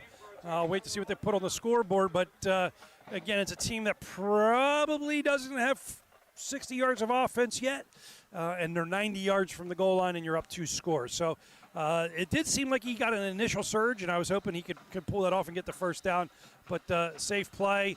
Again, if you're the Cats, don't give up the big play. Don't give up something easy. Make them work. Make them have to go get it 6 yards at a pop, which sounds like a lot, but that's going to be about 13, 14 plays to get down the field 90 yards. Vince Woolery, Aiden Reed, and Jimmy Dwyer are the down linemen for the Wildcats defensively in this first down run by Aaron Fortney. Gains maybe 2 or 3 yards as the clock continues to wind here in quarter number 2. We mentioned our presenting partner, 11 Oaks Farms in Newville. Our camera guy, Ben Shad, and I had a chance to stop by 11 Oaks Farms on our way here, and I picked up some garlic cheddar cheese. And I had some. Dave, you had some. What do you think about that cheese? Well, you just revealed it's garlic, which I'm allergic to. I thought it was just cheddar cheese. No, I'm kidding. Okay. It's very good. It's very good. I've got some candy over here. I didn't see that. Do you have a nut allergy as well? I didn't. I did not detect garlic, but I guess now that you showed me the label, maybe there is something. But it is very nice cheese. I will say that. That pass is incomplete. Rayshon Frazier Hewitt zings it high. Yeah, we stopped in. I also got a Philly cheesesteak kielbasa type sausage that I'm going to have to make. Ben got some stuff to throw on the grill as well. So I know that driving to Newville isn't necessarily on the path of most folks from Mechanicsburg, and at this point they're also closed for the day. But if you ever get a chance to go to 11 Oaks Farms, do it. North Corporation Street, not far from the downtown square of Newville. So it's third down. Frazier Hewitt's pass is complete on the near side. Larry Taylor, and Taylor is gobbled up behind a sea of Wildcats as Anthony Francis makes the tackle. Francis has seen some more playing time as the season has stretched out. We haven't seen him as much on defense, though, and I'll be honest with you. I mean, we've talked about his speed. We've talked about his acceleration, his burst. And right there, I saw the same thing. I saw it close so fast, and I wasn't sure. I saw a single-digit number, and sure as heck it was Francis. So that was a really nice play for him. Puts him in 4th and 1, and again, you got to think they want to go for it because it's 4th and 1. But boy, oh boy, you're on your 17, 18-yard line. And I don't know if they're going to measure or what they're looking at here. Well, they're having a conversation, the near side official, and they are bringing the chains out. At the NFL level, they have that digital technology, and the chains are still there for aesthetic purposes. But here at the high school level, the chains are very much a part of the ball game. And the official call is first down by referee John Perry. He didn't have to get out the index card like Gene Steratore did way back in the day, but he eyed it up, and he said, 11 Oaks Farms is that way. Well, I'll tell you what, it was, again, a nice defensive series by the Cats, but they gave up a little bit more on the first down play, really, than I think they wanted to. And so you're sitting here with a 1st and 10 at the 20. Again, it's only 2.5 minutes. So if you're the Cats, no blood, if you will. Don't let them score, right? That's all that matters. A couple first downs don't hurt you. Don't let them score. Of course, you'd love to get it back and see if you can pick up a score yourself. Frazier Hewitt's pass complete on the far side of the field to Dwayne Robinson. So he's down in bounds. That clock's going to keep running as we get close to the 2-minute mark here before the half. Robinson, a freshman. So for a 6A school in Waynesboro to have a freshman on the field seeing time, clearly some talent there from young Mr. Robinson. Anthony Francis in on the tackle for the Wildcats. Rayshon Frazier Hewitt again in shotgun formation. He has been the signal caller for a couple of years now for head coach Mark Saunders. Takes that snap, one-step drop, bullet pass on the far sideline in front of the Waynesboro bench to Ronan Mencia, another freshman, and that one is incomplete. As my coach used to say to me, when I would drop a ball like that, we hit you in the worst possible place. In the hands. In the hands. Did you play DB as well? I did. There you go. Yes. What do they say about DBs? They're especially at the high level. At the high level. Yeah, I was never at the high level at anything, that's for sure. But, so they got him here. Clock does stop, so it's 3rd and 7. Again, here, if you're the Cats, you can get a stop. It's a 1:45. You got 2 timeouts. You're going to force a punt here if you can get a stop. Frazier Hewitt takes that snap. Pressure from Drake Dawson. Going deep down the far side. Has a man, but just overthrows Christian Monday. And the Cats will have an opportunity with 2 timeouts. And by the time they get the football back, probably 1:33 or so. Well, a couple things quickly there. First, Darius Crawford-George, who's just done a phenomenal job, seemed to bite on something a little. He didn't bite on something real short, but he definitely let him get behind him. And had that ball been on target, I think we'd be looking at a 12-6 game right now with them lined up to kick the extra point. Kick the extra point. Here you talked about it, the Cats with 2 timeouts getting the ball back with 1:33. Although with J.J. Gould back deep, I'd never rule anything out in terms of a possibility here. A punt wobbler fielded by Gould near the 50. Gould evades one would-be tackler up the far sideline, jukes away from another. He's going to be taken down at the 38-yard line. So a nice job on the special team side blocking for Gould on the return. And Mechanicsburg with 2 timeouts has the ball 1 minute, 28 seconds. Yeah, that's what I kind of thought we'd get something out of JJ there. I knew at a minimum if he wasn't going to get us a score, he certainly was going to take some time off the clock because he always makes something happen, and he covers a lot of ground. Even if it's not all vertical, some of it's horizontal, covers a lot of ground. But 2 minutes, 1:28. If you're the Cats, you got a lot of possibilities. We haven't seen number 11 out there much tonight. Jack DeLuca, yeah. Yeah, we have not. I don't think he's out there right now either. I could be wrong. Maybe I'm missing him, but I don't see him. We've talked about some different names, so I wonder if he's suited up tonight or if he's maybe dealing with a boo-boo and they're trying to just keep him a little bit healthy. Running back screen, Reese Miller. And Reese Miller tackled near the 35-yard line. Make that the 25-yard line. Fortney with the tackle. The junior, Aaron Fortney. Yeah, that's, again, Coach Rubinick has a good instinct on when to make those calls for those screen passes. Well set up there and a nice gain of 10. Hurry up offense. And Noah Apple's pass is completed to Danny Kurtz, who just sat down where he caught it. Yep. Yeah, he wasn't going to get much further, and why get pinballed around and run the clock, get down, get the offense set, and let's go again. That pass completed near side. Danny Kurtz one more time, pushed out of bounds, picks up the first down for the Cats. And that hurry-up offense can slow down for just a moment as the ball not only needs to be spotted, but he was out of bounds. So the Chains are going to move first and goal for the Cats. So just like that, following the defensive stop, Mechanicsburg has an opportunity to put some more points on the board with under 1 minute remaining in the first half. Well, we're starting to see Longenberger out there a little bit now. We've certainly seen Kurtz getting the ball. We've seen Grady Weaver out there. So, you're banged up a little bit by week 8, but you got other guys who are stepping up and making plays and it's giving your team a chance to win. Noah Apple's pass intended for J.J. Gould incomplete. Throws it out of the far side corner of the end zone in the shadows of the Antietam Dairy ice cream truck. Yeah, he had somebody hold up in the corner there. I don't know if it was Longerberger. I thought he maybe could have come short to the button hook or the in route, but he let that bring the outside coverage in. He wanted to throw towards the pylon.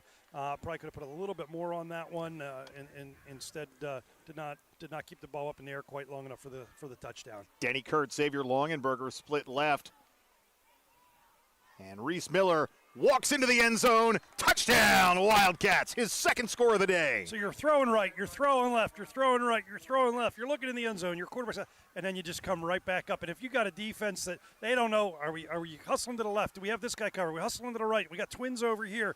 And all of a sudden they just come right back with their battering ram, and he goes up in the middle and barely got touched at all before picking up that score. Jimmy Dwyer pulled on that play from the left tackle position. It was a great lead block for Mechanicsburg, who will keep the offense on the field and line up, it looks like, on the right side hash.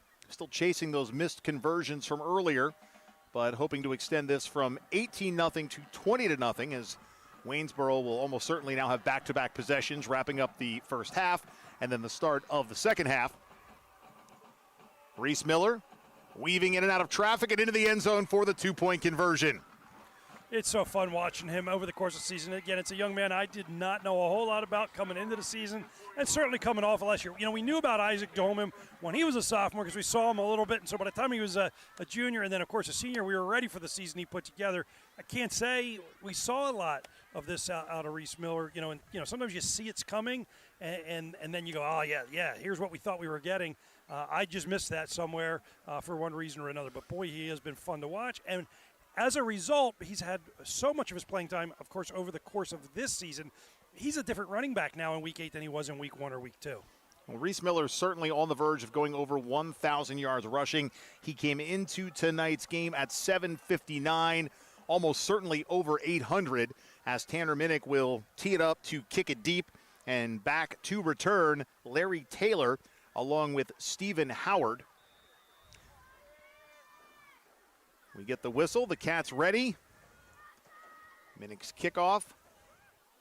Again, fielded by one of the up men, and it's going to be first down and 10 for Waynesboro. The Wildcat Foundation will host its 2026 Foundation Night coming up February 20th, 2026 at Stocks Manor in Upper Allen Township. The Foundation's top annual fundraiser. This event features a Monte Carlo theme and welcomes a taste of, including dining vendors like Wildcat Cafe, Healthy U Cafe, Sweet Cordelia's Cake and Bake Shop, Owlsie's Ice Cream Truck, Longhorn Steakhouse, and Lucky Penny Burger Company. And it's Lavender Lemonade. Tickets go on sale in December. Visit wildcatfoundation.org to learn more and to get involved. That sounds like a delicious menu of foods, Dave. It does sound like a very nice experience for those who are looking to satisfy their palate. Jack DeLuca on the field defensively. Frazier Hewitt's pass goes through the hands of Stephen Howard and out of bounds, so the clock will stop. Second down and 10. Well, I think Waynesboro's doing what they need to do. I think they're going to try to find a way to maybe get some points, maybe break a play for a score before they get the ball back. But if they're not careful and throw two more incompletions, Mechanicsburg's going to get the ball back with the ball somewhere around 25 seconds and 2 timeouts. So not sure what we'll see. I have spotted Jack DeLuca out here on defense, so he is dressed and playing. I just didn't notice him on offense yet. And again, the beauty in that for Coach Eckert is he's got some other weaponry that he can work with and give them some meaningful time and see what that can add to the team as we get ready again for the second season. Depth and options for sure. That pass intercepted. Speaking of Jack DeLuca on the far side, 20, 15, 10, and out of bounds, just short of the goal line. Touchdown! Touchdown, Jack DeLuca on the pick six. There we go. Again, you got the veteran out there. He's been around. He makes plays.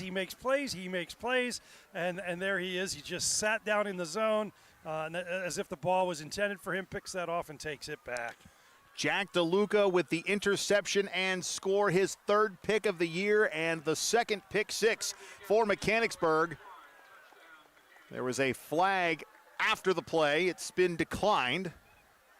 Touchdown Wildcats, and just like that, this game has been blown wide open. Again, I was saying I might get the ball back with 20 seconds and be able to go try to put a score together. Well, it's 25 seconds and we got the score already. So, yeah, if you're Coach Eckert, you're feeling good. Because I've looked around. We've got Landon Yale not in there. I don't think we've seen Colin Stair in there. We've got some other guys not playing as much. We're seeing a lot of other guys playing, though, who are making some good things happen. And so, the season takes a toll on you. It just does. And, you hate to be in these situations where you're not at full power, but it creates opportunities for other guys. And if you're Coach Eckert, you're happy to see the other guys get a chance. You're even happier to see them deliver. Noah Apple under center as the Cats will go for two. Again, the pitch to Reese Miller, and Reese Miller close to the line to gain, does not make it. 2-point conversion is no good. 25.8 seconds remaining in the first half. Mechanicsburg 26, Waynesboro nothing. Back after this, live on Go Mechanicsburg.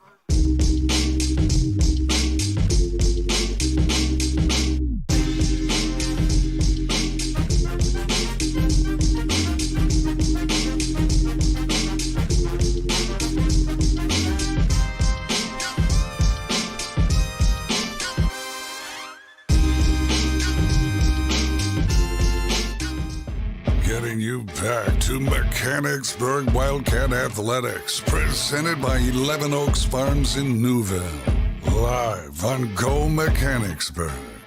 Back at Rip Engel Field and Buchanan Auto Park Stadium. And yes, that same Rip Engel, the guy that was the coach at Penn State before Joe Paterno, following the Jack DeLuca pick six. It's a short kickoff, and it's being returned by Waynesboro's Aiden Strasbaugh. Strasbaugh turning the corner on the far side. He is taken out of bounds by Jackson Hinkle. First down and 10 for Waynesboro in plus territory. Yeah, nice little play there by the returner, taking it across the field. But you got to give credit to the kick team. We talk about this. You put some guys out there. You don't put starters out there or a full 11 of starters. And we know we're down some starters. But some guys stayed at home. Jackson Hinkle, one of them. He just kind of worked his way across the field, met him at the sideline, and he's like, okay, we're not going to let this thing get out of hand. So a nice play there by Jackson. 15.7 seconds remaining. as the Waynesboro offense comes on the field, including Rayshon Frazier-Hewitt. Empty backfield. Shotgun snap, Drake Dawson giving chase, and that pass thrown near the feet of Dwayne Robinson. So the clock stops with 11.2 seconds remaining. Yeah, you got to try to. I mean, Waynesboro, they're saying, okay, we're up against a good team. What are we going to do? Well, we're not going to lay down. We're going to keep trying to make some things happen. And Frazier-Hewitt, I know you said towards the feet. I'm sure it wasn't a perfect pass, but I think it was catchable. And he drops it in the open field. And you can only do so much as coaches. You hope your guys aren't intimidated. You hope they don't over-respect the opponent because you want to come out, you want to play. Like, let's make this game interesting. We've had some interesting games with Waynesboro. They know how to make some good things happen. Frazier-Hewitt throws it back across the middle. The pass is completed. The ball comes loose, but the wide receiver was down. A nice job battling, though, by Ryan Foose as he was trying to rip the ball out of the hands of the Waynesboro receiver, and that in that case was Christian Monday. Jack DeLuca was there as well. So first down and 10, 0.9 seconds remaining. Waynesboro calls a timeout. We'll keep it right here. But you think about what we've seen in this first half. The Cats are up 26-0, 4 scores, 2 from Maurice Miller, 1 from Jack DeLuca, another a touchdown pass from Noah Apple to Drake Dawson. And we have not seen all of the starters. We have not seen all of the key players for Mechanicsburg. Coach Heckard wants to win the week, 1 week at a time. And even though there are 2 big games on the horizon, it's great to see some of the other kids step up tonight. Well, I think timing is everything. And we got lucky, right? No knock on Waynesboro. They've had some decent games. Waynesboro to attempt a field goal. This is going to be about a 44-yard kick. So the snap, the hold, it's a low liner, and it is good. Field goal kick is true off the foot of Nick Carbaugh, and that's the way this half comes to an end. So I'm pretty confident at this point the Cats don't like seeing those good field goals. That's this one not as harmful as the last one, but the teams will head to their respective spaces here at halftime. The Wildcats are going off to the corner near where our extension cord is. Please don't touch, young men. And Waynesboro off to their locker room. 26-3 is the score here at the half homecoming, so a little bit of a longer halftime as well. We're going to take a break here from our friends at Operation Wildcat. Back after this, live on Go Mechanicsburg. We are dedicated to serving our members, associates, and communities because they give us purpose. We know we are stronger when we come together as one. We believe financial literacy is a key tool for personal well-being, economic stability, and a more secure financial future for everyone. And we are committed to providing all with access to financial wellness resources.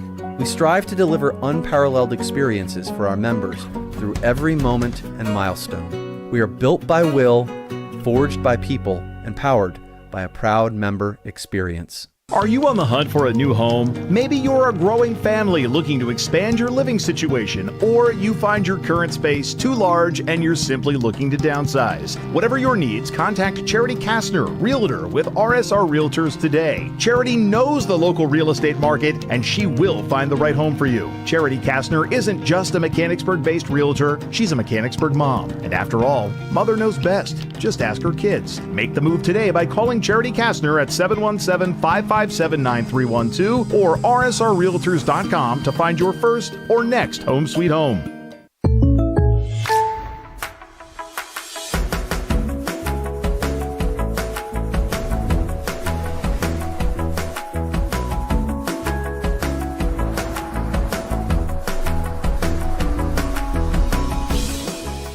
The State Farm Personal Price Plan helps you create an affordable price just for you. Contact local agent Seth Gardner for your personal price plan today.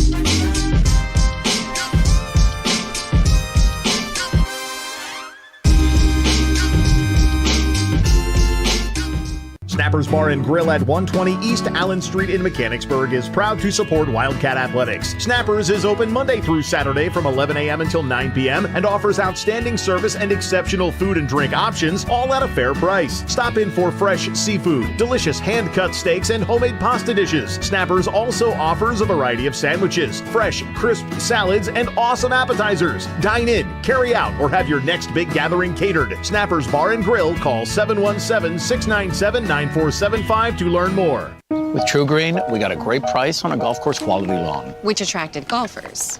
Morning. Who needs a warm-up? And because True Green's doing the work, we get to have more fun. Please don't post that. Too late. They don't have grass this thick in Australia. That's what happens when you have a great lawn.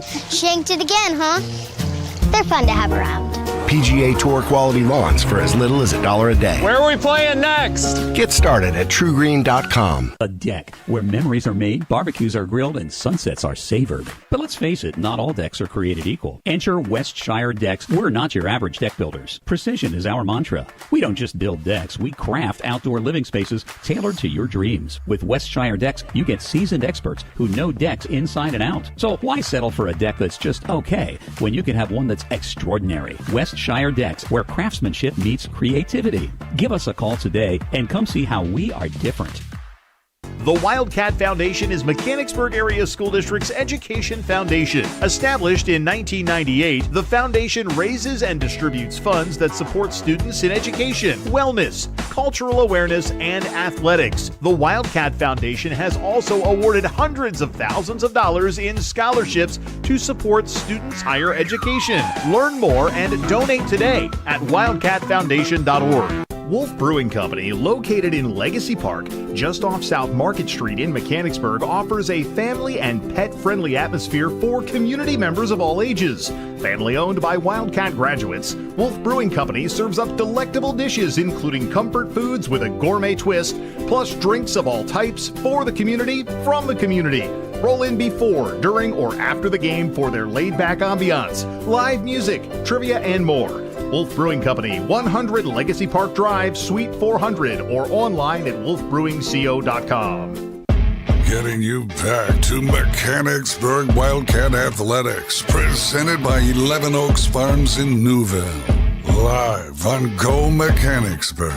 Halftime continues live on Go Mechanicsburg. We'll get you back to the Members First Federal Credit Union broadcast booth in just a bit. In the meantime, let's check in with our friends at Operation Wildcat. And this week we are talking Project Yard Sale with Maureen Ross. Maureen, what is Project Yard Sale all about? Our biannual charity yard sale for Operation Wildcat, which is a nonprofit that supports students and families in need in the Mechanicsburg School District. We have everything from books to housewares to home decor to furniture to toys to games, handbags, jewelry, and everything in between. And the dollars that come in from the yard sale, where do they go? Who and what exactly do they benefit? All the proceeds go to support different charities within Mechanicsburg School District for Operation Wildcat. Maureen, we have talked to a variety of project chairs this year. How many projects does Operation Wildcat actually support? We support 13 different projects, Thanksgiving, Christmas, anything that we can do to help our families and help our students in the district, and to support the charity and just to support all the volunteers. We wouldn't make this without some excellent, dedicated volunteers who give of their time year-round. Now, the yard sale is coming up on Friday, October 24th and Saturday, October 25th at McBick. Yard sale hours are 8 a.m. until 8 p.m. on Friday the 24th, 7:30 a.m. until 12 p.m. on Saturday the 25th. But just because the yard sale runs Friday and Saturday, that doesn't mean you're not working on a Sunday, right? On Sunday, we start getting ready for the next sale. So really to come out and support the volunteers who put the effort in and all our proceeds. And we have a bake sale in the lobby. Bake sale and raffle baskets, which all the proceeds go to the life skills kids at our high school. Thanks again, Maureen. We really appreciate you taking time to set the scene and let us all know what Project Yard Sale is all about. Save those dates. It's coming at you real soon. Friday, October 24th, Saturday, October 25th for Project Yard Sale at McBick. 8 a.m. until 8 p.m. on Friday the 24th, 7:30 a.m. until 12 p.m. on Saturday the 25th. Visit OperationWildcat.org to learn more about the yard sale here in the fall, their offering in the spring, and the variety of other great projects that Operation Wildcat supports. If you're looking to make a donation of items, you can do so at the warehouse, 507 North York Street in Mechanicsburg. Staff will be there Saturdays and Sundays from 1 p.m. until 3 p.m. And please, oh please, only donate during those hours. Otherwise, you're just dumping your stuff. And if you've got clothes to donate, you can take that to the middle school during standard middle school hours. And finally, the big Operation Wildcat Fall Meeting coming up October 20th, 7 p.m. at the Kindergarten Academy. We're going to take a break, come back, get you back to the Members First Federal Credit Union broadcast booth in just a moment for the second half of tonight's game. It's all presented by 11 Oaks Farms, live on Go Mechanicsburg. Hey there, Wildcat fans. It's Mike Garland, voice of Wildcat Athletics. And that map you're looking at and those little blue pins, they represent the central Pennsylvania locations of our broadcast partners. From our presenting sponsor, 11 Oaks Farms, to the south and west in Newville, to one of our newest partners, Shaggy Chic Dog Grooming on South Market Street in Mechanicsburg, and everywhere in between, these are community-oriented businesses and their dollars are supporting Wildcat Athletics. So in turn, fans, I ask you to support them. Pick up the phone and price their services. Shop in their store locations. Tell them you heard about it during a broadcast of Wildcat Athletics. Go to mbgsd.org or download the new district app and navigate to the Athletics tab to learn more about each one of these great central Pennsylvania businesses. We thank them for their support and encourage you to support them as well. Locally owned and operated, 11 Oaks Farms raises Wagyu beef and heritage breed pork right here in Newville, Pennsylvania. Our low-stress practices and carefully designed diets produce some of the finest meats you will ever experience. We also offer a selection of quality Angus beef, pork, chicken, seasonings, sauces, pantry items, and much more. Shop online at 11oaksfarms.com. Visit us in-store at 34 North Corporation Street in Newville or call 717-360-8249.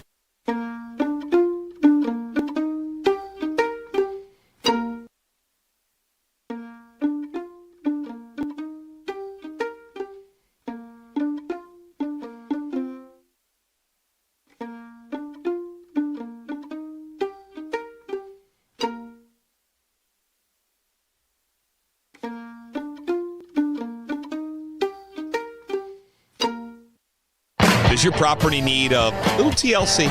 Call Lawnscapes Inc. of Mechanicsburg today at 717-697-1833 and see how Wes Moret and his team can transform or maintain your residential or commercial property. From hardscapes to yard services of all types, tree and shrub surface and more, this locally owned and operated business has you covered. Call today for your free estimate. Lawnscapes Inc. at 717-697-1833. That's 717-697-1833. OSS Health is physician-owned and operated. We're able to help patients in a way that others cannot. We're not looking at a number. Everyone's looking out for the best thing for the patient. Saying that they're reaching their goals, making the community as healthy as possible. What I love most is when I get to see them get back to the activity that they love. When I see a patient smiling, it makes it all worth it. I love my job.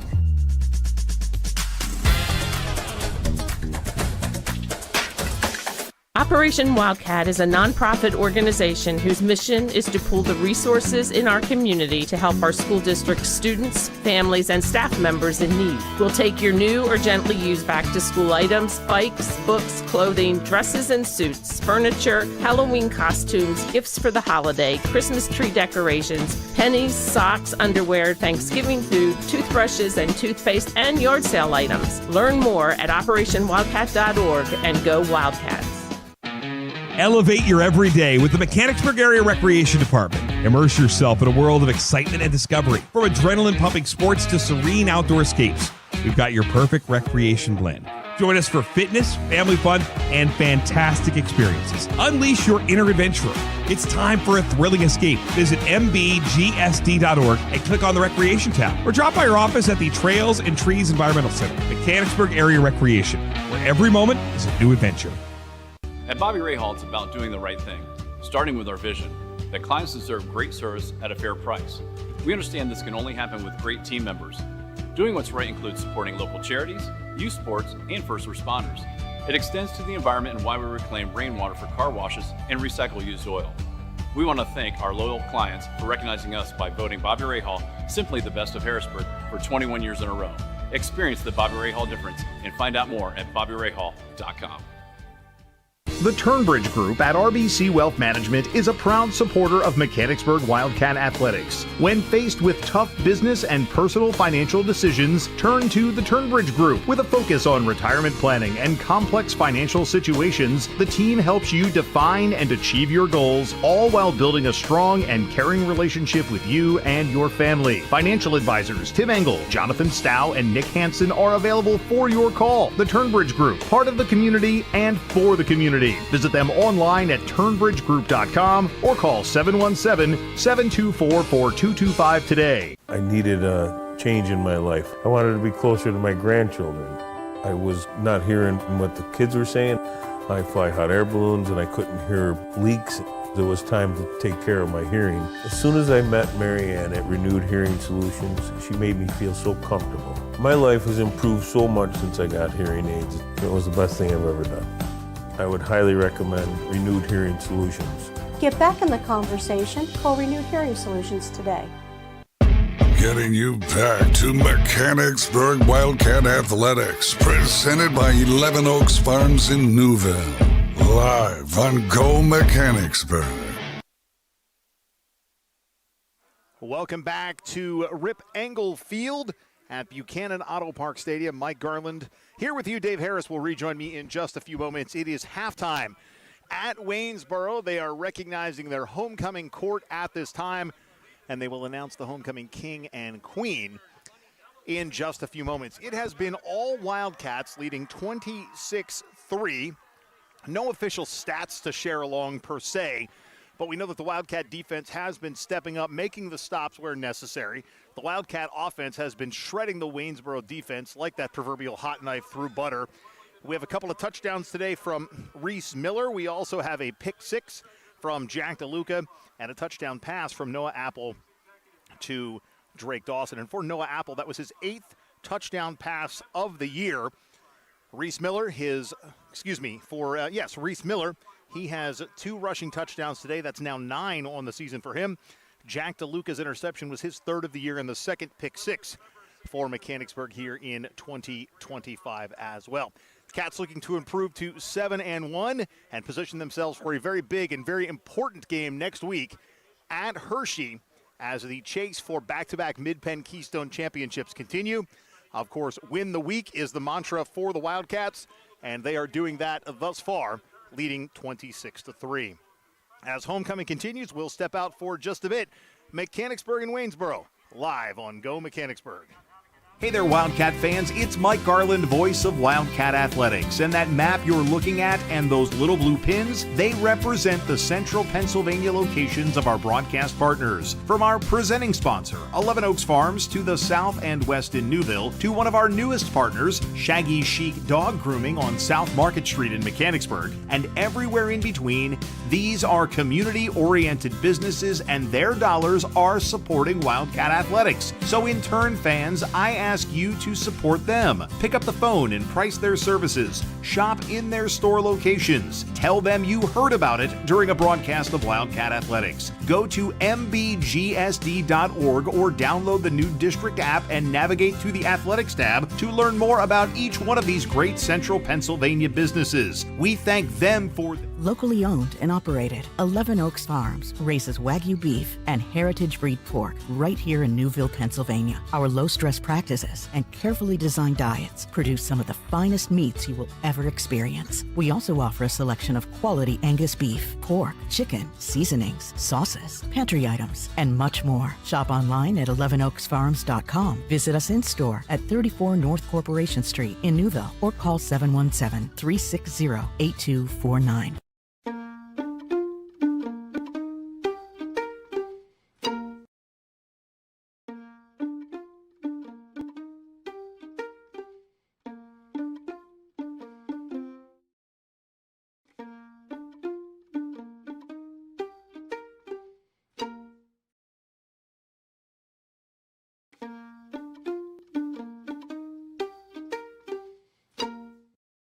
Does your property need a little TLC?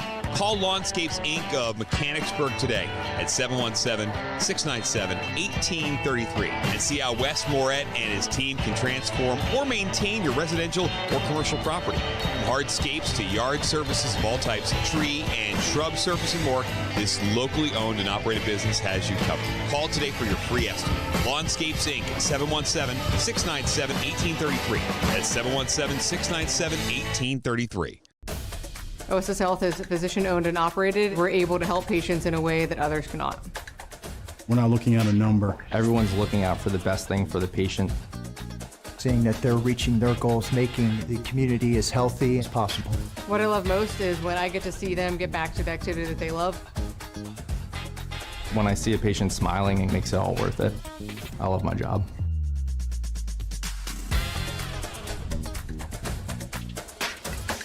Operation Wildcat is a nonprofit organization whose mission is to pool the resources in our community to help our school district students, families, and staff members in need. We'll take your new or gently used back-to-school items, bikes, books, clothing, dresses and suits, furniture, Halloween costumes, gifts for the holiday, Christmas tree decorations, pennies, socks, underwear, Thanksgiving food, toothbrushes and toothpaste, and yard sale items. Learn more at OperationWildcat.org and go Wildcats. Elevate your everyday with the Mechanicsburg Area Recreation Department. Immerse yourself in a world of excitement and discovery. From adrenaline-pumping sports to serene outdoor escapes, we've got your perfect recreation blend. Join us for fitness, family fun, and fantastic experiences. Unleash your inner adventurer.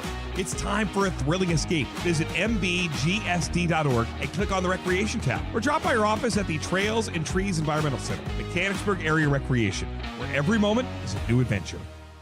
At Bobby Ray Hall, it's about doing the right thing, starting with our vision that clients deserve great service at a fair price. We understand this can only happen with great team members. Doing what's right includes supporting local charities, youth sports, and first responders. It extends to the environment and why we reclaim rainwater for car washes and recycle used oil. We want to thank our loyal clients for recognizing us by voting Bobby Ray Hall simply the best of Harrisburg for 21 years in a row. Experience the Bobby Ray Hall difference and find out more at BobbyRayHall.com.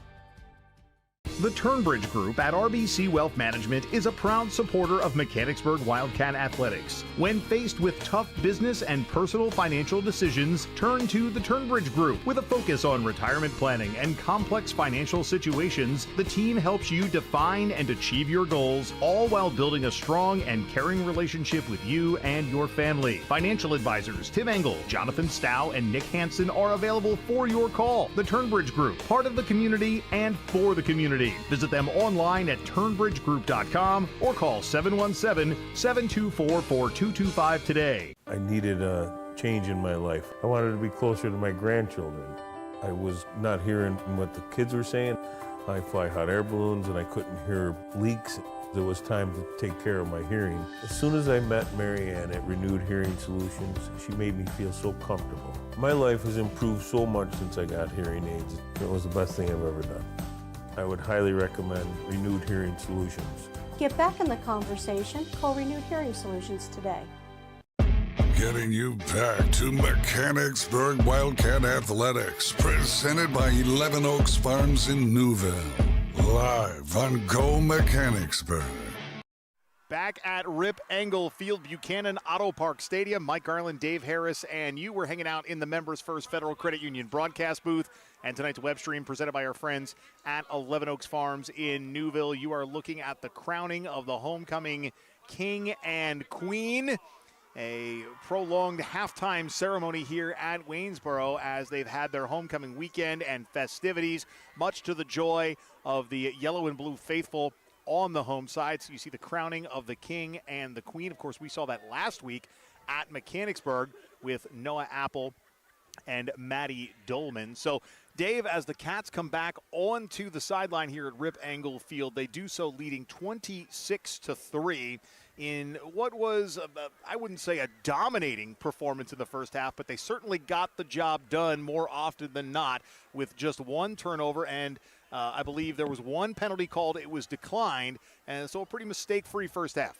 Yeah, I mean, I think it was about as dominant as you could hope for on the road here, and with some injuries. 3 offensive scores, 1 defensive score. We didn't punt the ball. We turned the ball over once. But, yeah, I think you got to feel pretty good.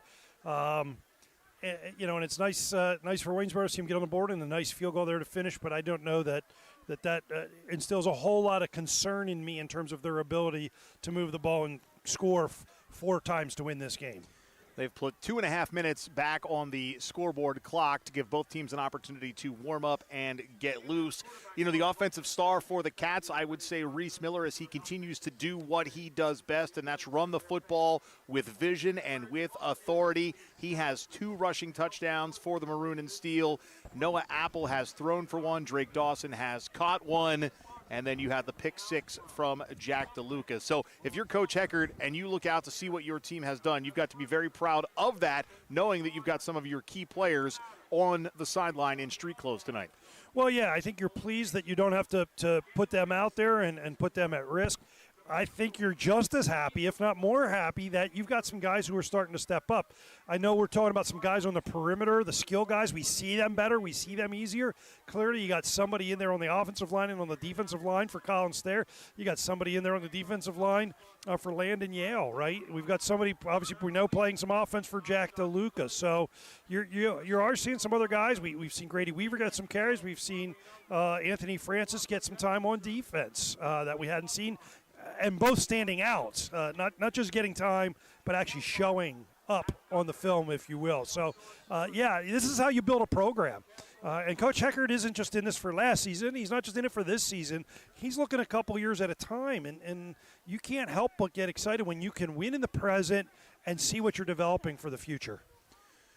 So each team heads to their respective sidelines as we get ready to start the second half. And it will be a second half where Waynesboro will start with possession. They ended it on about a 44-yard field goal off the foot of Nick Carbaugh. So maybe they can carry some of that momentum into the second half. But regardless, trailing by 23 as the final 24 minutes are forthcoming. Yeah, I wouldn't want to make too much of that. They had an interesting kick return going across the field, as we saw, and then had one nice completion down the field that I do think the Cats managed to pry the ball loose. I'm not sure he was downed, but they blew it dead, and that's that. And then a nice long field goal. So it's really a sequence of a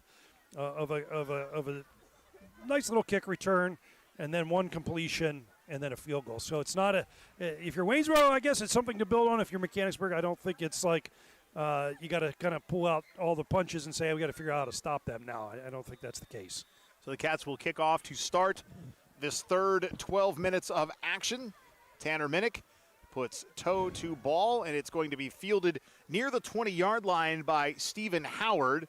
And Howard reverses field, comes back in front of the Mechanicsburg bench, and is pushed out of bounds near the 35, maybe 40-yard line. So first down and 10 for the Indians here on their first possession of the second half. Well, there's again a case where he made something out of nothing. I do think the Cats covered very well there. They decided to kick it deep because kicking it short you're doing to avoid the big return and the good field position, but they gave it up last time anyway. So they finally said, all right, let's just kick this down there and cover the ball. They covered it well. He peeled it back and made a little something out of nothing, and now they're set up on the 42-yard line. First and 10 for the Indians. Rayshawn Frazier-Hewitt, the senior signal caller, stands in the shotgun with a single back sidecar left. That is Aaron Fortney, and Fortney will get the carry. Shimmy shakes out of the backfield and around the right end before he's met by Talon Verdelli and Xavier Longenberger.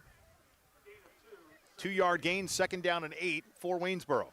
Yeah, that's the difference here. Again, we talk about with this angle and this vantage point. Boy, I thought that was going to be about a 7 or 8 yard gain on first down. I was a little worried about the kick return and then an 8-yard gain. Then I hear him announce 2nd and 8. So I'm happy with that result. It is 2nd and 8. Waynesboro in that large center circle of blue. The ball spotted on their own 44-yard line. Frazier-Hewitt handing off to Monday. Little misdirection handoff in the backfield. Verdelli one more time. Talon Verdelli also in on the stop for the Cats, Vince Woolery. Yeah, Verdelli's had some nice plays throughout the season, but also noticed him a little bit tonight, and he ran that thing down from behind. and Aaron Fortney is down on the field. He actually was the ball carrier. I had said Monday, but it was Aaron Fortney. So Fortney, the ball carrier, down on the field. We'll take this opportunity to thank our friends at the Mechanicsburg Area Recreation Department for their continued support of our web streams. With the rec department in the district, you can immerse yourself in a world of excitement and discovery. From creative crafts, dance, to fitness opportunities and family fun, they offer a little something for everybody. Don't miss out on fantastic experiences that inspire, enrich, and bring the community together.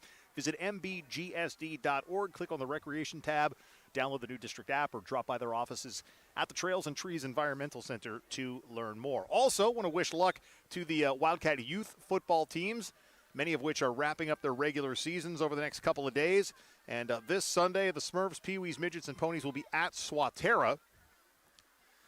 So that game coming up on Sunday. And good luck to the Maroon Machine Marching Band, Mechanicsburg High School Band, performing at Unionville High School tomorrow, along with a cast of other bands. It's in the Kennett Square area. So a busy weekend as Drake Dawson will be called for encroachment, and 3rd and 7 will become 3rd and 2.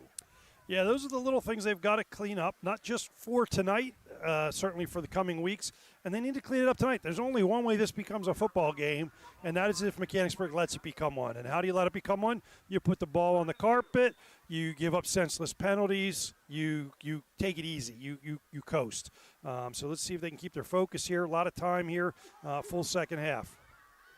And that pass is completed on the far side. It's going to move the chains. Frazier Hewitt hits Dwayne Robinson, and Robinson was helped out of bounds by Ryan Foose.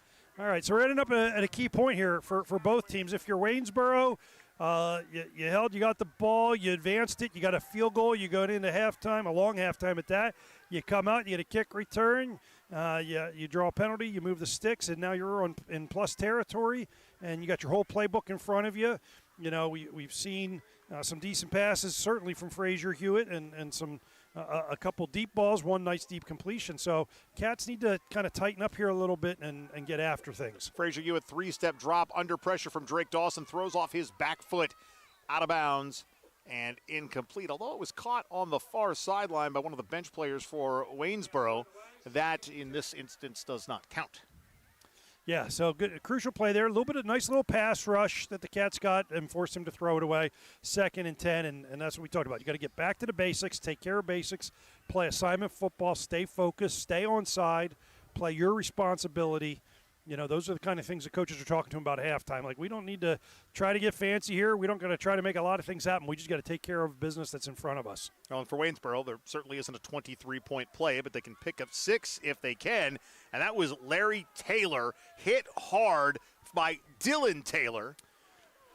Well, no, they have a kicker. We saw that. You go down, you get a touchdown, you get an extra point. It's a 16-point game. Well, guess what? That's 2 scores. Right, so and then all of a sudden you fumble a kickoff, you do this or that.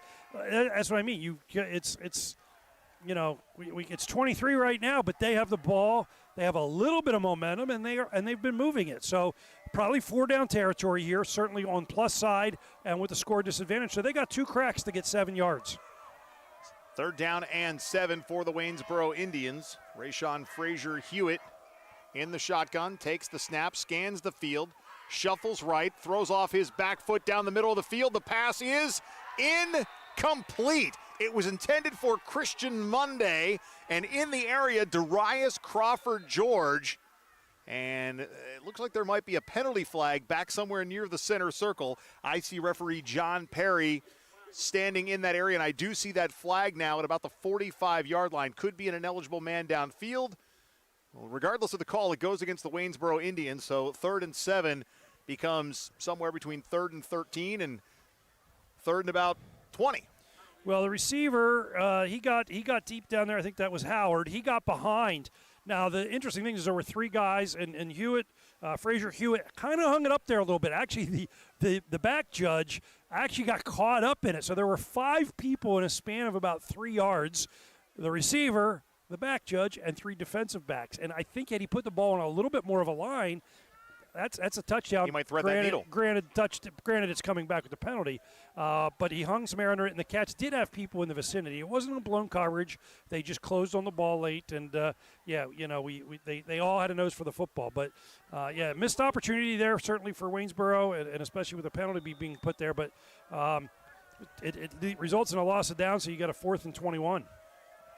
So you have 4th down, the punting unit onto the field back deep to return this punt for the Cats. Ryan Foose, he returned one last week for a touchdown. And also back Xavier Longenberger. The punter is Ryan Martin, and it's going to be fielded by Longenberger. So instead of Gould, it's Longenberger. That's something you don't see every day is the up back. It was a reasonable punt. It almost got blocked, actually, by Drew Freeland.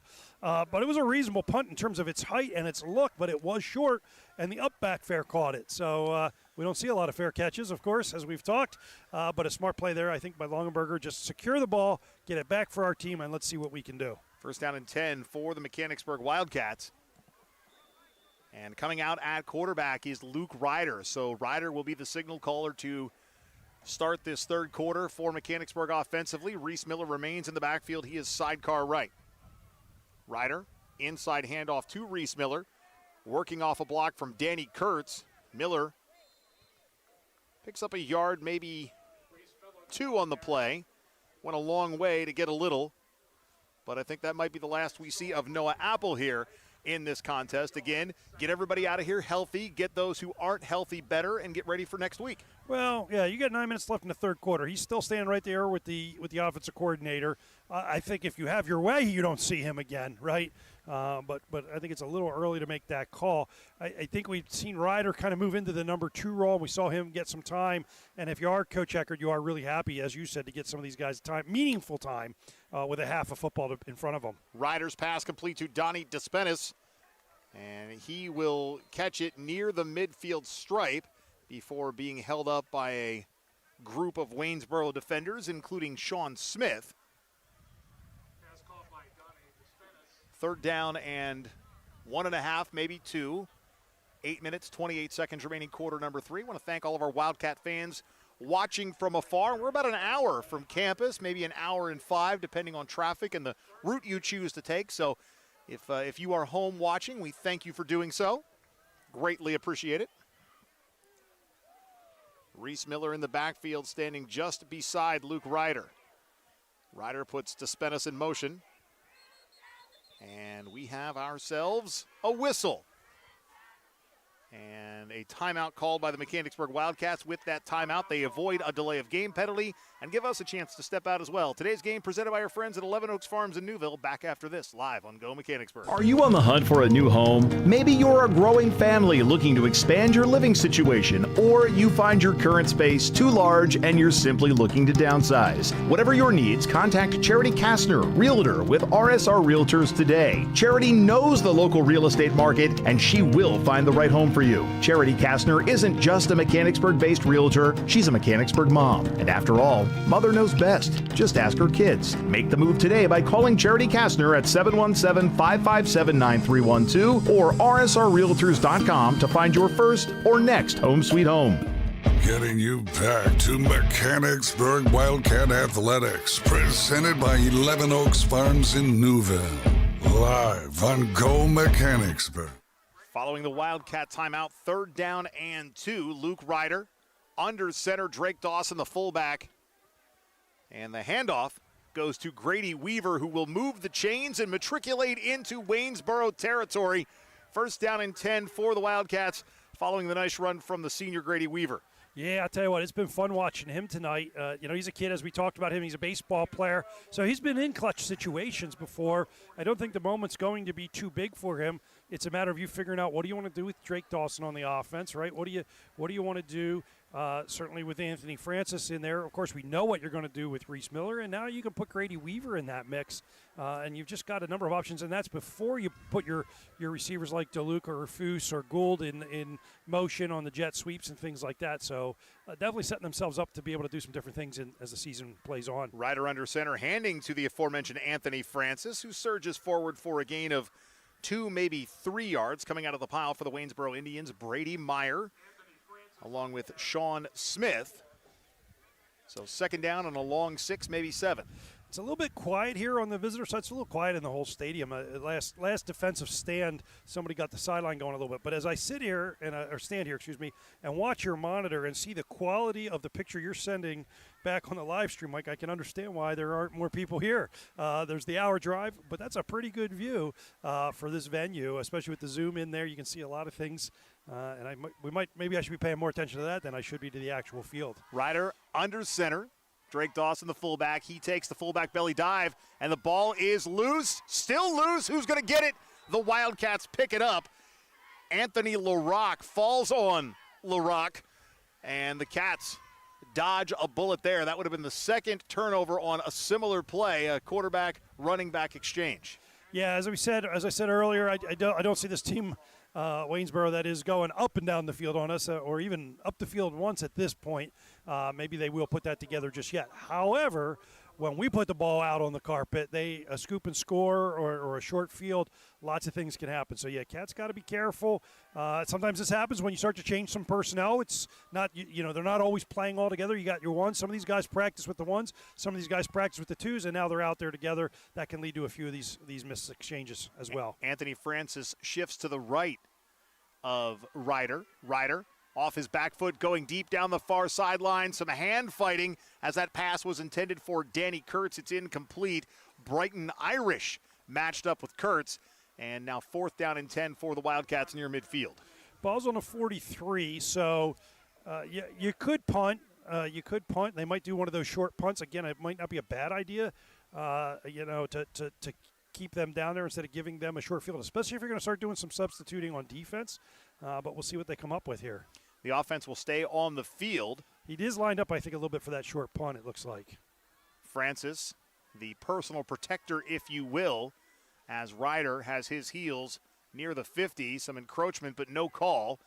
And Ryder gets that ball off, and it's going to take a Waynesboro bounce and get downed. Smartly downed by that young man. I can't see his number right there. That is James Ruff. Yeah, that's a smart play right there because that ball had a little bit of pepper on it with backspin coming towards. And yeah, that's a nice kick there by Ryder, well covered. And now that puts the ball in a situation where you can get, because I think you're going to see some similar kinds of substitutions on the defensive side, Mike. And you don't want to put that out there at midfield because we've seen other teams. We know they're going to leave their starters in, and understandably so. It's the third quarter of a varsity football game, and they're losing. They should be in. And so, again, you don't want to set them up for something easier than this. Make them earn it. Make them go 77 yards. Rayshawn Frazier-Hewitt hands off, and a tackle for loss will go the way of Jimmy Dwyer. He's got a handful of those this year. The Sacred Heart commit.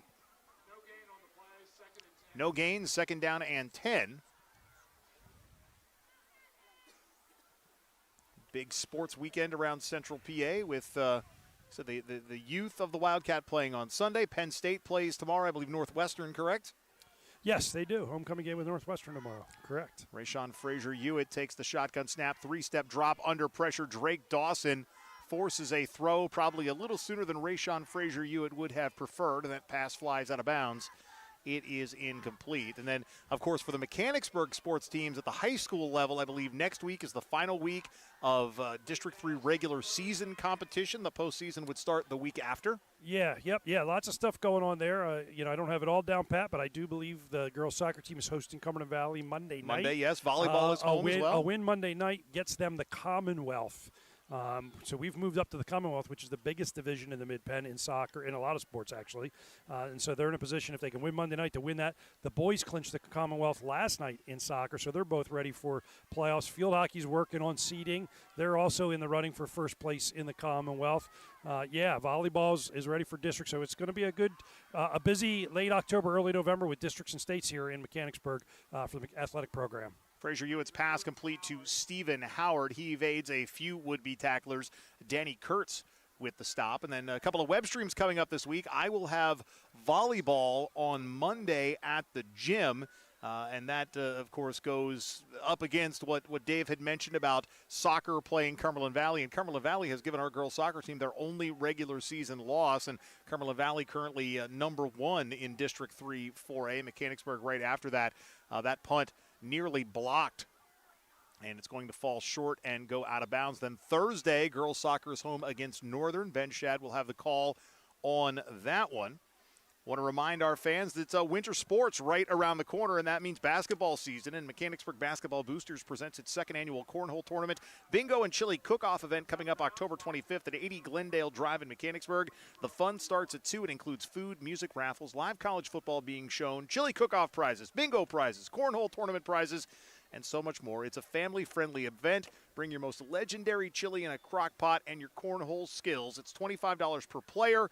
It is $50 per team. Scan that QR code on your screen to get involved today. We'll leave it up for one more offensive play as the Waynesboro offense readies themselves, including Rayshawn Frazier-Hewitt. He has been the quarterback throughout this one for head coach Mark Saunders.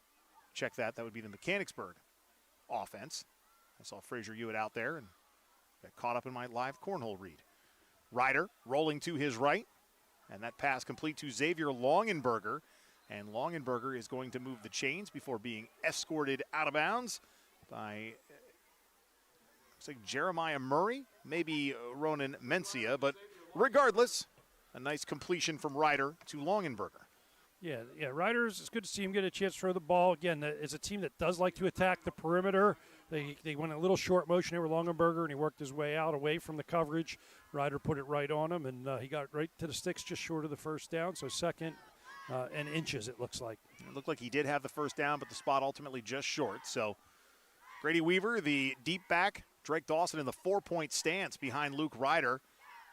And Grady Weaver following that block should pick up the first down for the Cats. Met near the line of scrimmage by Brady Myers. And the Wildcats run so much offense out of the shotgun. A few of these exchange fumbles that we've seen have come from the quarterback being under center, and I think that just comes from, the amount of shotgun snaps versus the comfortability of taking a snap from under center. We talk in all sports, there's muscle memory, right? There's things you just do so many times you can do it without thinking about it, and then there's things that you're not asked to do very often. And when you're not asked to do it very often, then you have to think it through with a greater intensity, and the game can be a little fast that way. We talk about sometimes the game slowing down. It does mean that the player can kind of settle in, and they know what's going to happen, and their body will often take care of what needs to happen. Grady Weaver takes that handoff, met near the line of scrimmage. It was an RPO, and Ryder left it with Grady Weaver, and he will tag out to Anthony Francis, who will come into the ball game. It's going to bring up a 2nd down and 8 for the Wildcats. Now the ball at the Waynesboro 28-yard line. Well, again, if you're Coach Eckert, you got some guys out of pads. We've seen some guys who haven't been back in yet. We're not mercy ruled, but we are inside the 3-minute mark of the third quarter. You're playing a good, steady diet of ones who weren't ones at the beginning of the year, and some twos, of course. So you're happy with that. Still have some of your starting line in there, but you're just grinding it down. And it's a quarterback keeper, and Luke Ryder is met at the line of scrimmage. A nice surge by Carter Long, also Sean Smith. So 3rd and 8 becomes 4th and 12, and 4-down territory by default here. You're certainly a little too close to punt the ball away and a little too far out to kick the field goal, so you keep that offense out and see if you can convert. If not, you play some defense. Yeah, well, you got that clock running, right? It's going to run the whole way down here, so that also could be something where I doubt they will. You could take a delay game and then try to punt it, and do a little quick squib punt. But it's 3rd down, so you see what you get here on 3rd before you worry about what you're going to do on 4th.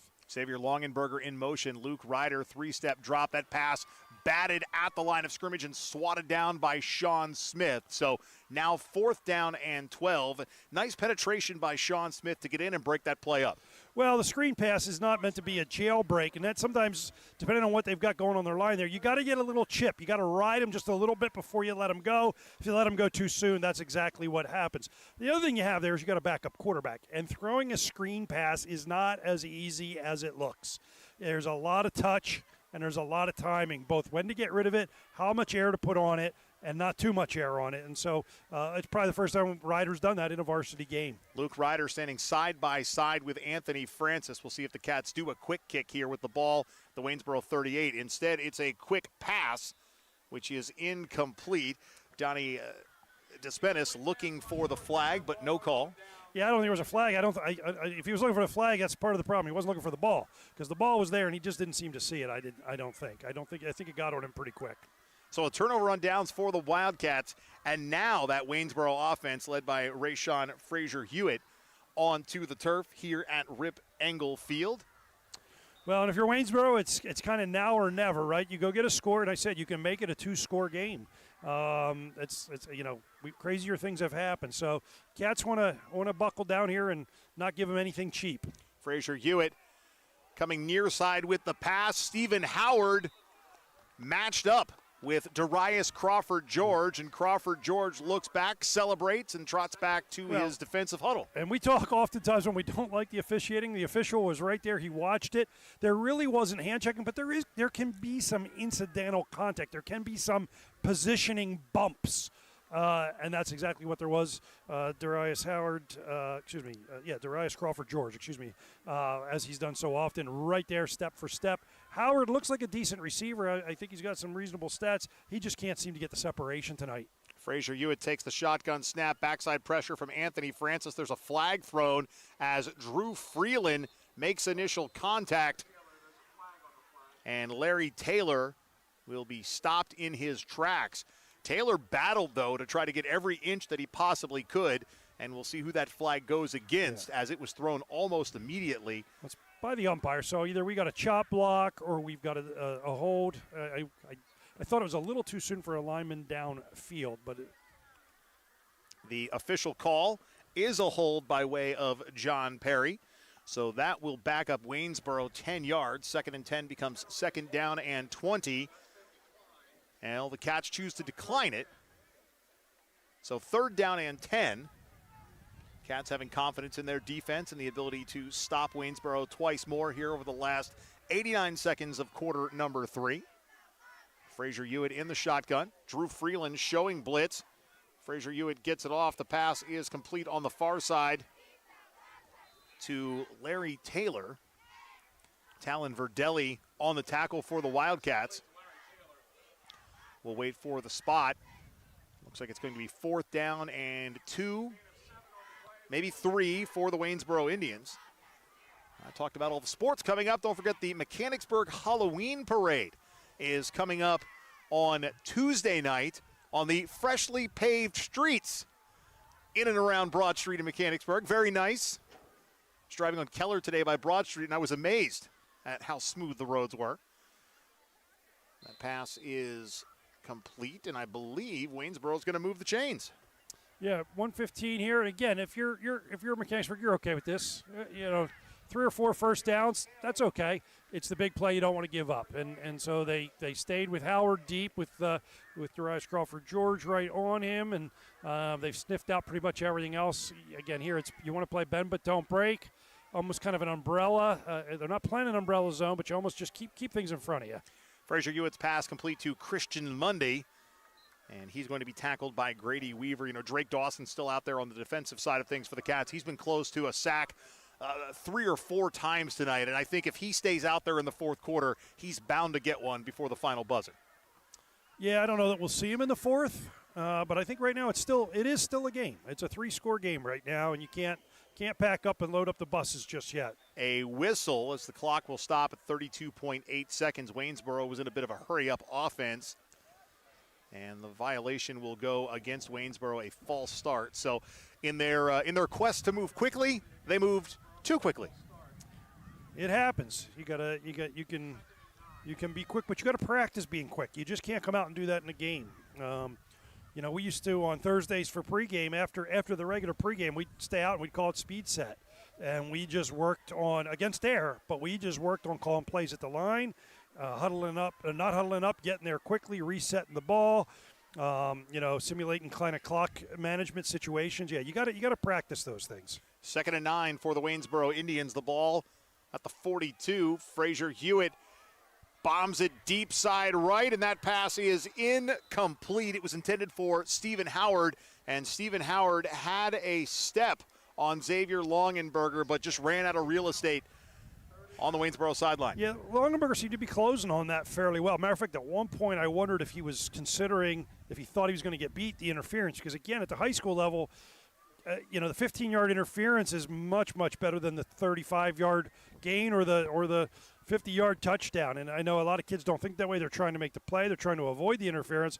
But in doing so, they give up the play. Well, the play is what you don't want to give up. So I thought maybe he was going to kind of run through the defender, but he did not need to. He was able to close on it and put just enough pressure on him, and he wasn't able to make the catch. 3rd down and 9 for the Indians. Frazier Hewitt sets the offense in motion, steps up in the pocket. There it is, the Drake Dawson sack. It's good he got it, because I don't think you're going to see him in the fourth quarter. He got it on the last play of the third quarter. Drake Dawson with his 3rd sack of the year. We'll take a look at it one more time. I referenced previously he's been oh so close throughout the game, and there he gets it on the final play of the 3rd. The teams will head to their respective benches for a quick respite. We're going to take a break as well. We head to the 4th. It's Mechanicsburg 26, Waynesboro 3. Back after this, live on Go Mechanicsburg. I needed a change in my life. I wanted to be closer to my grandchildren. I was not hearing what the kids were saying. I fly hot air balloons and I couldn't hear leaks. It was time to take care of my hearing. As soon as I met Mary Ann at Renewed Hearing Solutions, she made me feel so comfortable. My life has improved so much since I got hearing aids. It was the best thing I've ever done. I would highly recommend Renewed Hearing Solutions. Get back in the conversation. Call Renewed Hearing Solutions today. Getting you back to Mechanicsburg Wildcat Athletics, presented by 11 Oaks Farms in Newville. Live on Go Mechanicsburg.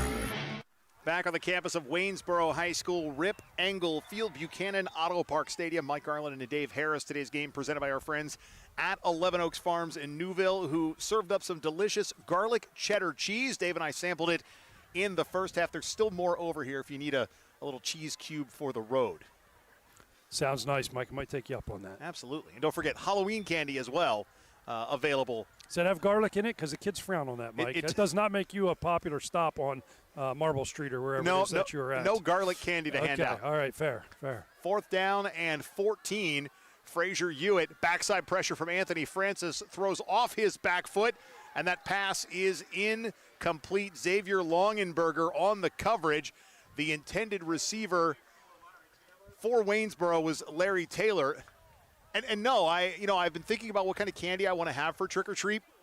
I actually was I was in Florida yesterday. I was at Magic Kingdom. So imagine my feeling when I went from getting sunburnt to now I'm up to my 3rd layer of like top, and I'm very chilly.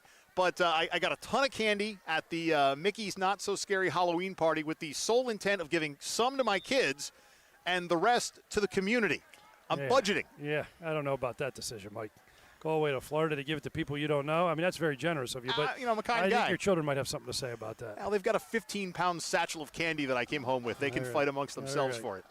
Big pass break up there. A lot of good pressure on the quarterback. Good coverage deep. Again, we're seeing a lot of guys. I've talked about it before, time and again. You need 30 guys to field a varsity team in terms of depth, in terms of injuries, in terms of specialty teams.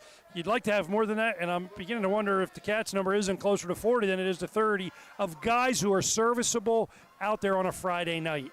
Luke Ryder on the quarterback keeper, Stephen Howard with the tackle, and it does seem to just be next man up week over week. And head coach Dave Heckert in a little bit of a different position this year over last. Last year was the way the season played out, almost a guarantee that you were going to see those 2s and 3s by the second half.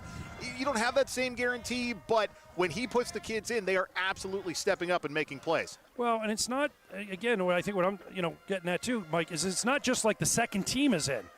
We saw Grady Weaver in the first quarter when it was 0-0 running the ball. That's not the second team, correct, right? We've seen Longenberger out there more tonight than we've seen. And again, we know there's some reasons why. The point is they're out there, and there's often going to be a drop-off. There usually is a drop-off. There's a reason why someone's a starter and someone is not.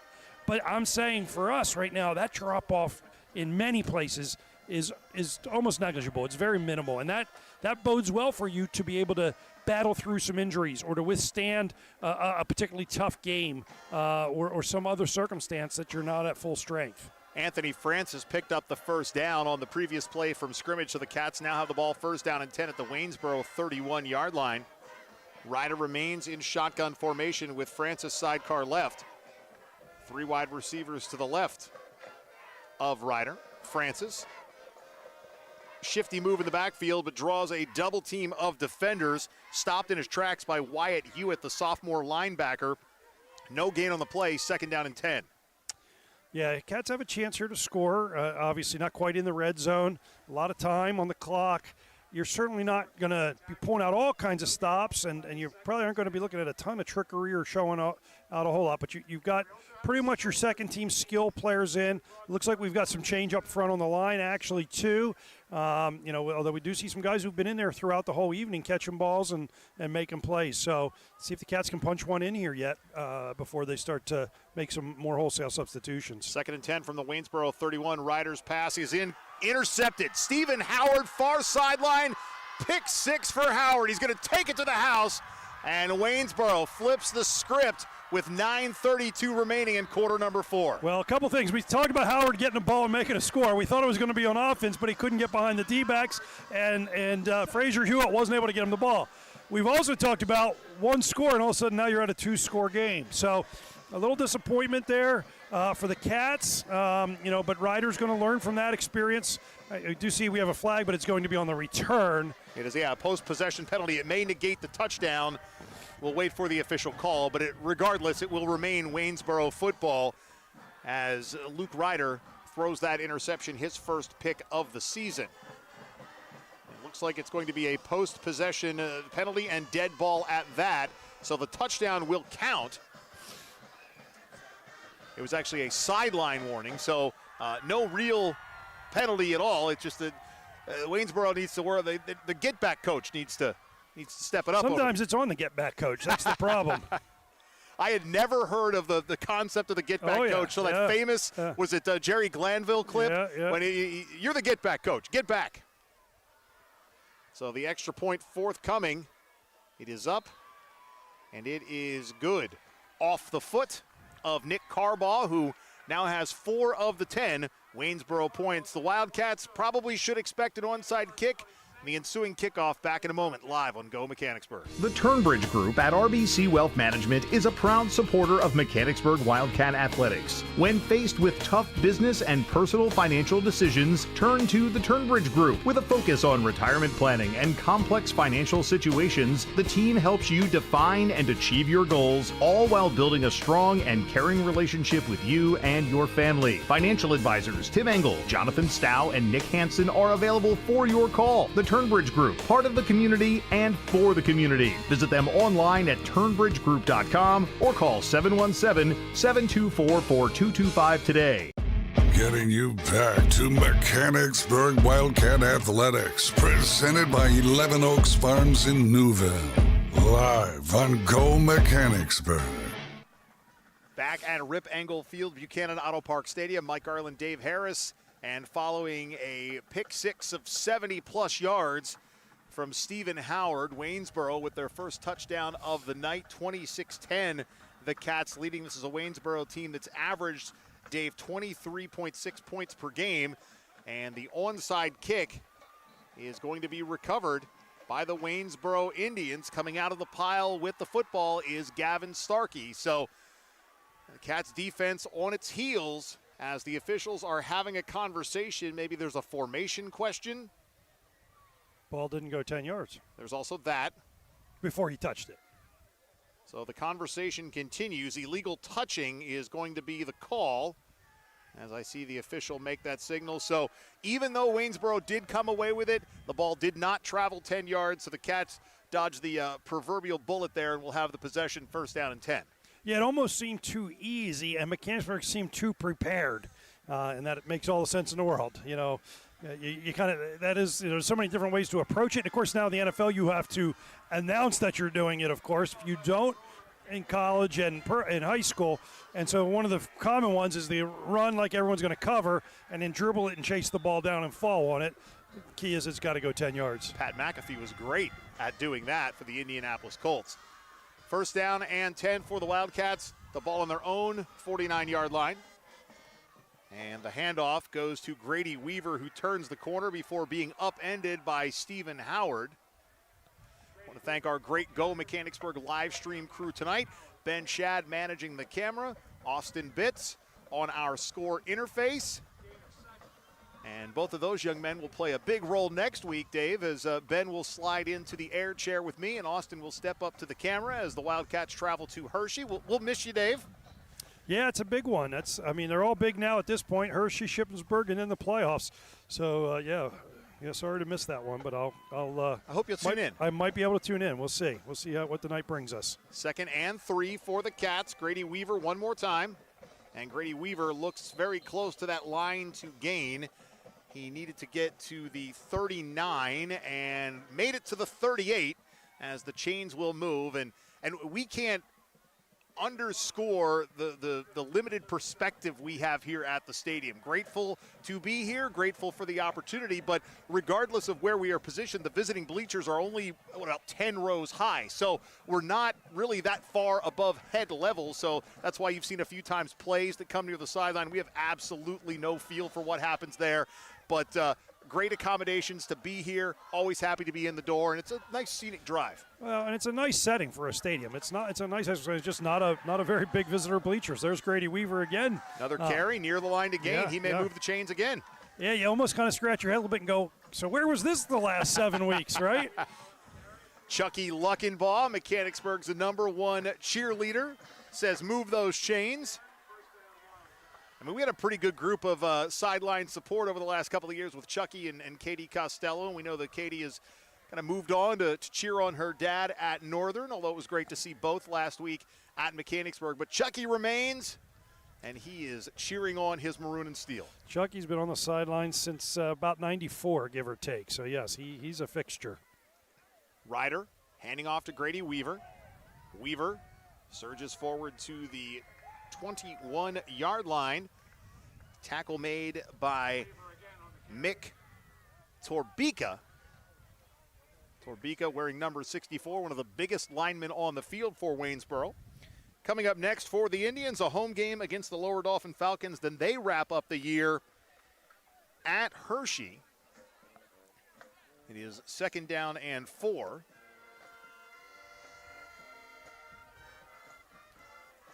Drake Dawson still in the game. Well, when this became a 2-score game, you've got to look at things a little bit differently than we were looking at them there for a while. Another run for the Cats as Grady Weaver being escorted by a handful of players forward. The whistle will blow. He's in the end zone, and there's nobody but Mechanicsburg with him. Forget about the tush push. That's the Cats carry. And the lineman looking over saying, well, his forward progress never stopped. Never stopped. No. Well, he will pick up the first down. Yeah, he was moving. He runs like a shot out of a cannon, basically. Low center of gravity, but he keeps twisting and turning and fighting, and he got into a little pack, and the pack got some momentum, and yeah, he was never down. We know that till he crossed the goal line, but the whistle had blown. If he runs like he's shot out of a cannon, I kind of run like a square wheel. 7 minutes, 20 seconds remaining. Talon Verdelli and Drake Dawson flip to the right side of the Wildcat offense. And it's Grady Weaver one more time. 2nd and goal for the Cats. Chewing up clock, chewing up turf, and setting them up. But again, you got to punch in. We were down here before early in the game and turned the ball over. You got to punch in and get this thing back to a 3-score game, and then you can feel pretty good about things as we will, at that point, be heading into the second half of the 4th quarter. Don't get in. Waynesboro finds a way to stop them, finds a way to rip a ball loose. We got something interesting brewing on our hands. So we're right on this line of this thing's just about to be put away or not. And the touchdown will solve that. Ryder hands off to Weaver. Weaver into the end zone. Touchdown, Wildcats. Grady Weaver from 7 yards out. Yeah, he was not, he in his mind, he was already there once. You're not going to take a second one away from me. I'm going to find my way in there. It's been fun watching him run. And again, it kind of kind of a thunder and lightning kind of approach. You got Reese Miller, who runs with a ferocity, and again, I talk about Grady's he's a tough hard runner too, but he lower center of gravity. Again, he's got that Darren Sproles kind of look and feel to him, and he just keeps moving, keeps spinning, keeps the legs going, and he's had a great game here tonight. A lot of fun watching him carry the ball. So Tanner Minnick on the field. We haven't seen him attempt an extra point since the first score of the night. But he awaits this extra point snap, and there is a whistle. There was some movement up front, just a matter of whether it was Indian movement or Wildcat movement. A couple of games around the mid-pen. Mifflin County's at Lower Dauphin tonight. Shippensburg at Redland. Hershey at Northern. Gettysburg is at Palmyra. And Waynesboro was called for the offsides penalty.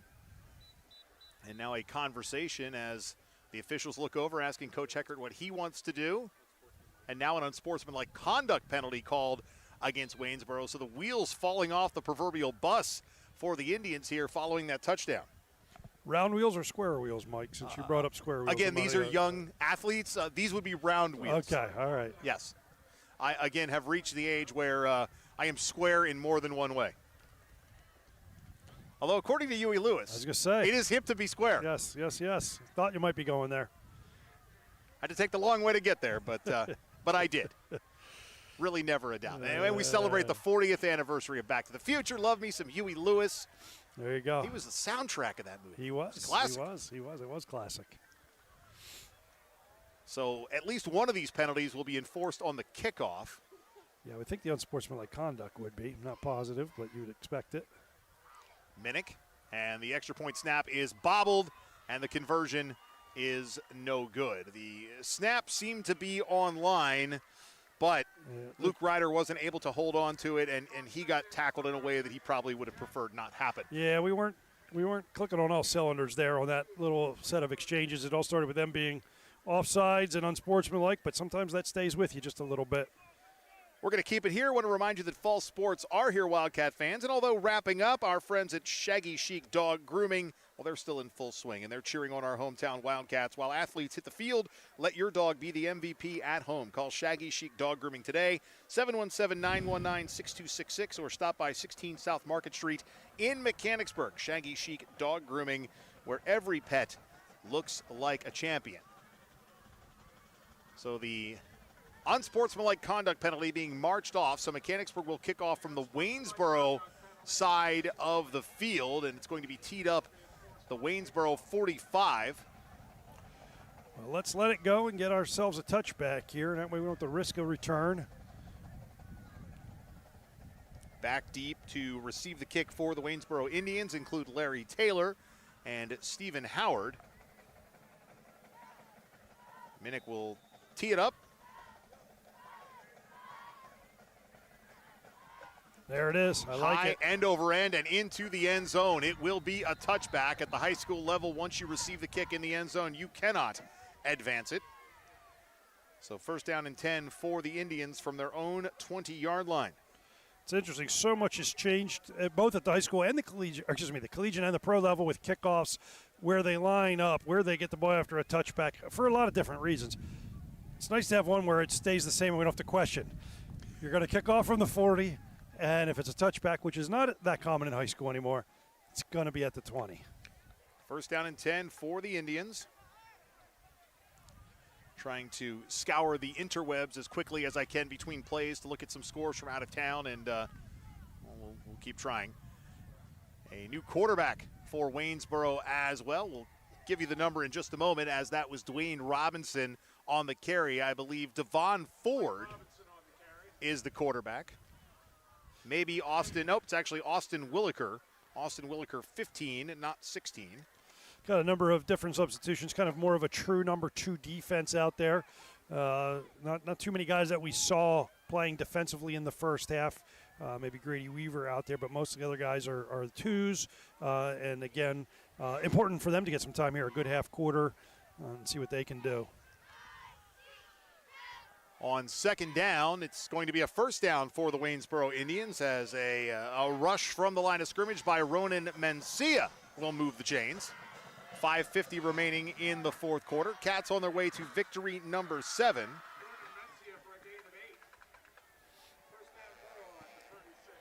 First down and 10 for Waynesboro. It's a third highest point total that Waynesboro has given up. They did give up what looks like 56 actually to Redland and 41 to Gettysburg. Both losses, of course, in those circumstances. It's the third highest with 32 points. And another run on first down and 10. That ball goes towards the midfield stripe. And Dwayne Robinson, and if I'm looking at things correctly, Dave, with 2 minutes and 38 seconds to go in the fourth quarter at West Shore Stadium, Redland 17, Shippensburg 7. Yeah, yep. So that would, at this point, bring us what to? Does that bring us? No, that's not a three-way tie. It's now a two-way tie because Redland already has two division losses. Correct. But now Ship would have their first, so it would bring Ship back even with the Cats with one loss each if both these scores would hold. And the pitch to Dwayne Robinson around the near side in front of the Wildcat bench. And Dwayne Robinson is popped out of bounds by the Wildcats. Look to be Eric Butts. Well, that's one thing we talked about. You know, we beat Redland 14-7. We know that we were their first loss. We know they went out and had another loss, but they're right in the mix with us there in the power ratings. And something we said that night, which I also saw that their coach echoed, we may match up with them again. And, it was not a one-sided game by any stretch. It certainly was what you expected when you brought two teams in at that point with the records that we had, a 5-0 and a 4-1, I believe. It was a good, tight game, 14-7. Inside handoff to Ronan Mencia, and Mencina takes it inside the 30, and it's going to be a first down and 10 for Roman Mencia. Well, this is where, again, Coach Heckert's saying, okay, guys, you're out there now. Let's go. We're going to need some of you guys. A lot of you guys are on special teams. You're varsity football players. Let's stay in our positions. Let's take care of our business. Let's know where to line up. Let's read our keys, take care of our responsibilities. So first and 10, Waynesboro, the ball at the Mechanicsburg 25-yard line. 4 minutes, 20 seconds remaining in quarter number 4. Mencia in motion. The inside handoff comes back towards the Wildcat sideline and Dwayne Robinson. And Dwayne Robinson met almost immediately Owen Viggers in on the stop. Also coming out of the pile, Luke Ryder. Yeah, again, what I think Coach Checkard wants to see here, they're on the 17-yard line, 4 minutes. Let's fight. Let's fight. Maybe they're going to punch one, but let's not give this up on some sloppy play here on second and short, or should they get a first down on first and 10? Let's make them grind themselves to see if they can get it. Let's see if we can hold them in the meantime. Williker in the shotgun. 3-step drop, passes right. It's complete to Larry Taylor, and Larry Taylor is going to be brought down again by Viggers, who helps Taylor up, gives him a pat on the back. That should move the chains. That's a nice open field tackle. I don't know. I'm seeing third and 2, so very close. That was just out in the flat. But it was a good open field tackle because the ball was completed, and I was a little nervous as he break this tackle. And again, I've been impressed with the Cats' open field tackling. That has not been an issue for much of the season. I mean, we talk about Jack DeLuca being the master of it, but there's a lot of other guys out there in space who play quite well. And so there's Wildcats coaching staff is onto something in terms of how they're teaching them to break down, drop their hips, and roll through and make those tackles. Williker pitches left to Larry Taylor. Taylor met near the line of scrimmage and continues to surge forward, almost like what we saw down here the other way with Grady Weaver. Yeah, the initial hit was just a little too high. He met him at a good spot, but he just was up around the shoulders. And you're up against a running back who's got any sense of power in his legs and gets any forward lean. You're not going to be able to tackle him up high like that. So the chains will move, and it's first down and 10 as Waynesboro in the red zone offensively, I believe, for the first time tonight. They have the ball on the 14. Of course, their one touchdown came by way of a pick six and Stephen Howard. Williker takes the shotgun snap. Goes far side corner of the end zone. That pass is incomplete. And intended for Jaden Updegraff. And I'm not sure Updegraff could have been any farther away from where we are. We are essentially at one corner of the field. He was at the far side, other corner. He was partway to Greencastle. I think you're right. That is a long haul. It's a haul. And you know what's longer than Greencastle? Mercersburg. I was in James Buchanan, that vicinity last week after a kid's soccer game. Yeah, we played a game there in, I think, 01, about 25 years ago, give or take. And, that's way out there. You got to go down about this far and then just keep going west a bit. Keep going. I did go to the James Buchanan Homestead, birthplace area. Williker's pass is completed near the goal line and a push forward from the Waynesboro offense. And again, here's this scrum. And short of the goal line will be the Indians. Didn't catch the number on the receiver, although I will in just a moment. That is Jaden Updegraff one more time. It seemed like the officials were content that time to let the scrum take it in if the scrum could indeed get there, and they just did not. They held them up. Whoever's doing our scoreboard has the ball on the 14. I don't think that's accurate from what I can see. Maybe I can't see. I don't know. I can't see. He's near the 14. I promise you that. Is that right? Is it? I don't know. I mean, I can't tell. To me, it looks like it's inside the 10. There is a timeout on the field by Waynesboro. And we're going to take a timeout on our own. 1:38 remaining in the contest. It's Mechanicsburg 32, Waynesboro 10. Back after this, live on Go Mechanicsburg. At Bobby Ray Hall, it's about doing the right thing, starting with our vision that clients deserve great service at a fair price. We understand this can only happen with great team members. Doing what's right includes supporting local charities, youth sports, and first responders. It extends to the environment and why we reclaim rainwater for car washes and recycle used oil. We want to thank our loyal clients for recognizing us by voting Bobby Ray Hall simply the best of Harrisburg for 21 years in a row. Experience the Bobby Ray Hall difference and find out more at BobbyRayHall.com. Getting you back to Mechanicsburg Wildcat Athletics, presented by 11 Oaks Farms in Newville. Live on Go Mechanicsburg. Hanging out in the Members First Federal Credit Union broadcast booth, we bring you back following the Waynesboro timeout. Williker, and that pass completed near the goal line. Dwayne Robinson, now they're going to say incomplete, as Williker was being chased and threw back across his body. That pass is incomplete, so it's fourth down and one-ish, near the 5-ish yard line. Yeah, I thought he had a guy deeper in the end zone that maybe he was running away that he was trying to go to, but he didn't get enough on it. And sure as heck somebody underneath came. Usually when you're throwing it late over the middle and you don't get enough on it, it's the defense that gets it. But that was not the case that time. This may be the last offensive snap for Waynesboro. If they can't convert, Williker is going to not only convert but score from 5 yards out. Touchdown, Waynesboro, Austin Williker. Yeah, that's one that, again, Coach, you want to go back to the tape on that. You can say, well, it's the twos. Well, they don't have their ones in really for the most part right now, at least not in the skill positions. And I don't care if it is the ones. I don't care if it is the twos. You're on our team. You're a two on the varsity. We saw how many we've needed tonight to step up and play, and they have. They've stepped up and played. So you got to make that play. The Cats did make them earn it, right? They got that ball with around 4 minutes or whatever. I think I wrote it. No, they got that ball with about 6 minutes actually, and ran out. So they did make them earn it. They didn't give them it in chunk plays. That's something good, but. You go back as coaches and you still break that down because those are guys who don't get to see themselves on film very often, and you can learn so much so fast when you get a chance to watch film. Nick Carbaugh's extra point kick is up and good, and we'll keep it right here throughout the duration of this broadcast. Stick around after. We will identify our 11 Oaks Farms player of the game. And, some games it's pretty simple. This one, I'm not totally sure where we're going to go with it, but we'll take the opportunity in between the final buzzer and when we come back to figure that out. I have a couple of ideas, but Dave and I will confer.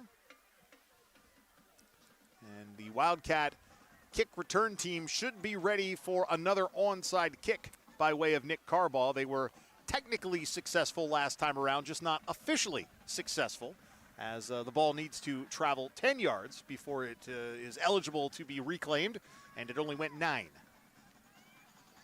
And in German, that means no. Is that right? I think so.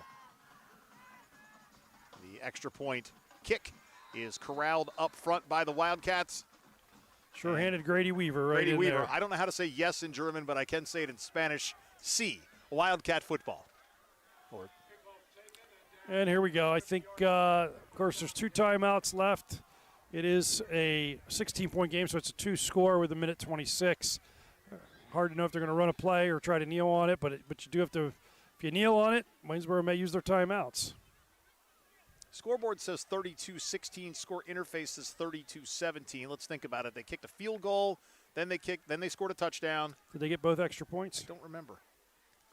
Well, they just did it down there, and we were. It just happened. He made it, yes. Because okay, then it is 32-17. 32-7. Yeah, scoreboard guy. It's been a long night. Grady Weaver takes the handoff. Grady Weaver bouncing outside. Grady Weaver looking for one big final run, and just might have it as he is tripped up after picking up a Wildcat first down and a slow to get up Waynesboro player. Yeah, he almost broke that. He got the corner. Nice little run there. Fun watching him, and again, it's been fun watching Reese. So no favoritism here. It's just it's an element we have not seen previous, and it's one more thing for Coach Eckert and Coach Rubinek to kind of scheme with and plan for. And if you're watching a film, these guys watch film a couple weeks ahead usually, and they've been watching film, and all of a sudden they get a hold of this one and they go, whoa, where'd 21 come from? Because he's probably got 15 carries, I bet, tonight. Donnie Despenis in the victory formation will take a knee, and the Cats will likely need to do that one more time before picking up victory number 7 and moving to at least a co-top of the Mid-Penn Keystone standings with the Hershey Trojans on the horizon. Well, as much as the Lower Dauphin defeat hurt for a lot of reasons, we said then that everything was still in front of them. They controlled their destiny. It's how you react to it. It's how you respond to it. And, they come out after that, and they pretty much wallop Gettysburg. Then they handle an undefeated Redland team, and now they're back cruising for the most part against Northern and Waynesboro. So a lot for Coach Eckert to feel good about. As this clock winds down, the teams start to shake hands in midfield. 32-17 is going to be your final. So the Wildcats advance to 7-1 on the year, 6-1 in Mid-Penn Keystone. Meanwhile, Waynesboro drops their second in a row and falls to 2-6 overall, 1-6 in Mid-Penn Keystone. We're going to step out, come back in about 3 minutes, identify our 11 Oaks Farms player of the game. Mechanicsburg victorious. Back after this, live on Go Mechanicsburg. OSS Health is physician-owned and operated. We're able to help patients in a way that others cannot. We're not looking at a number. Everyone's looking out for the best thing for the patient. Saying that they're reaching their goals, making the community as healthy as possible. What I love most is when I get to see them get back to the activity that they love. When I see a patient smiling, it makes it all worth it. I love my job.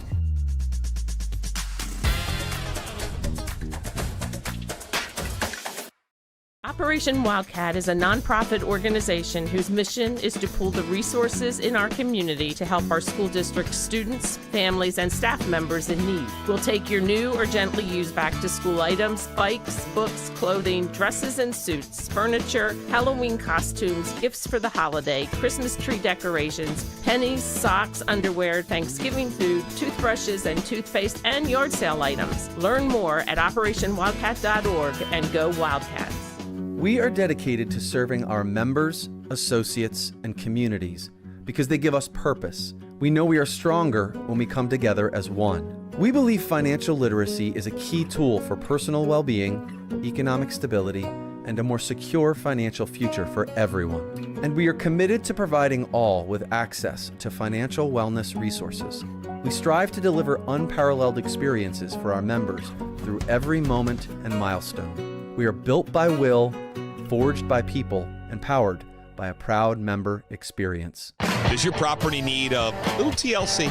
Call Lawnscapes Inc. of Mechanicsburg today at 717-697-1833 and see how Wes Moret and his team can transform or maintain your residential or commercial property. From hardscapes to yard services of all types, tree and shrub service and more, this locally owned and operated business has you covered. Call today for your free estimate. Lawnscapes Inc. 717-697-1833. That's 717-697-1833.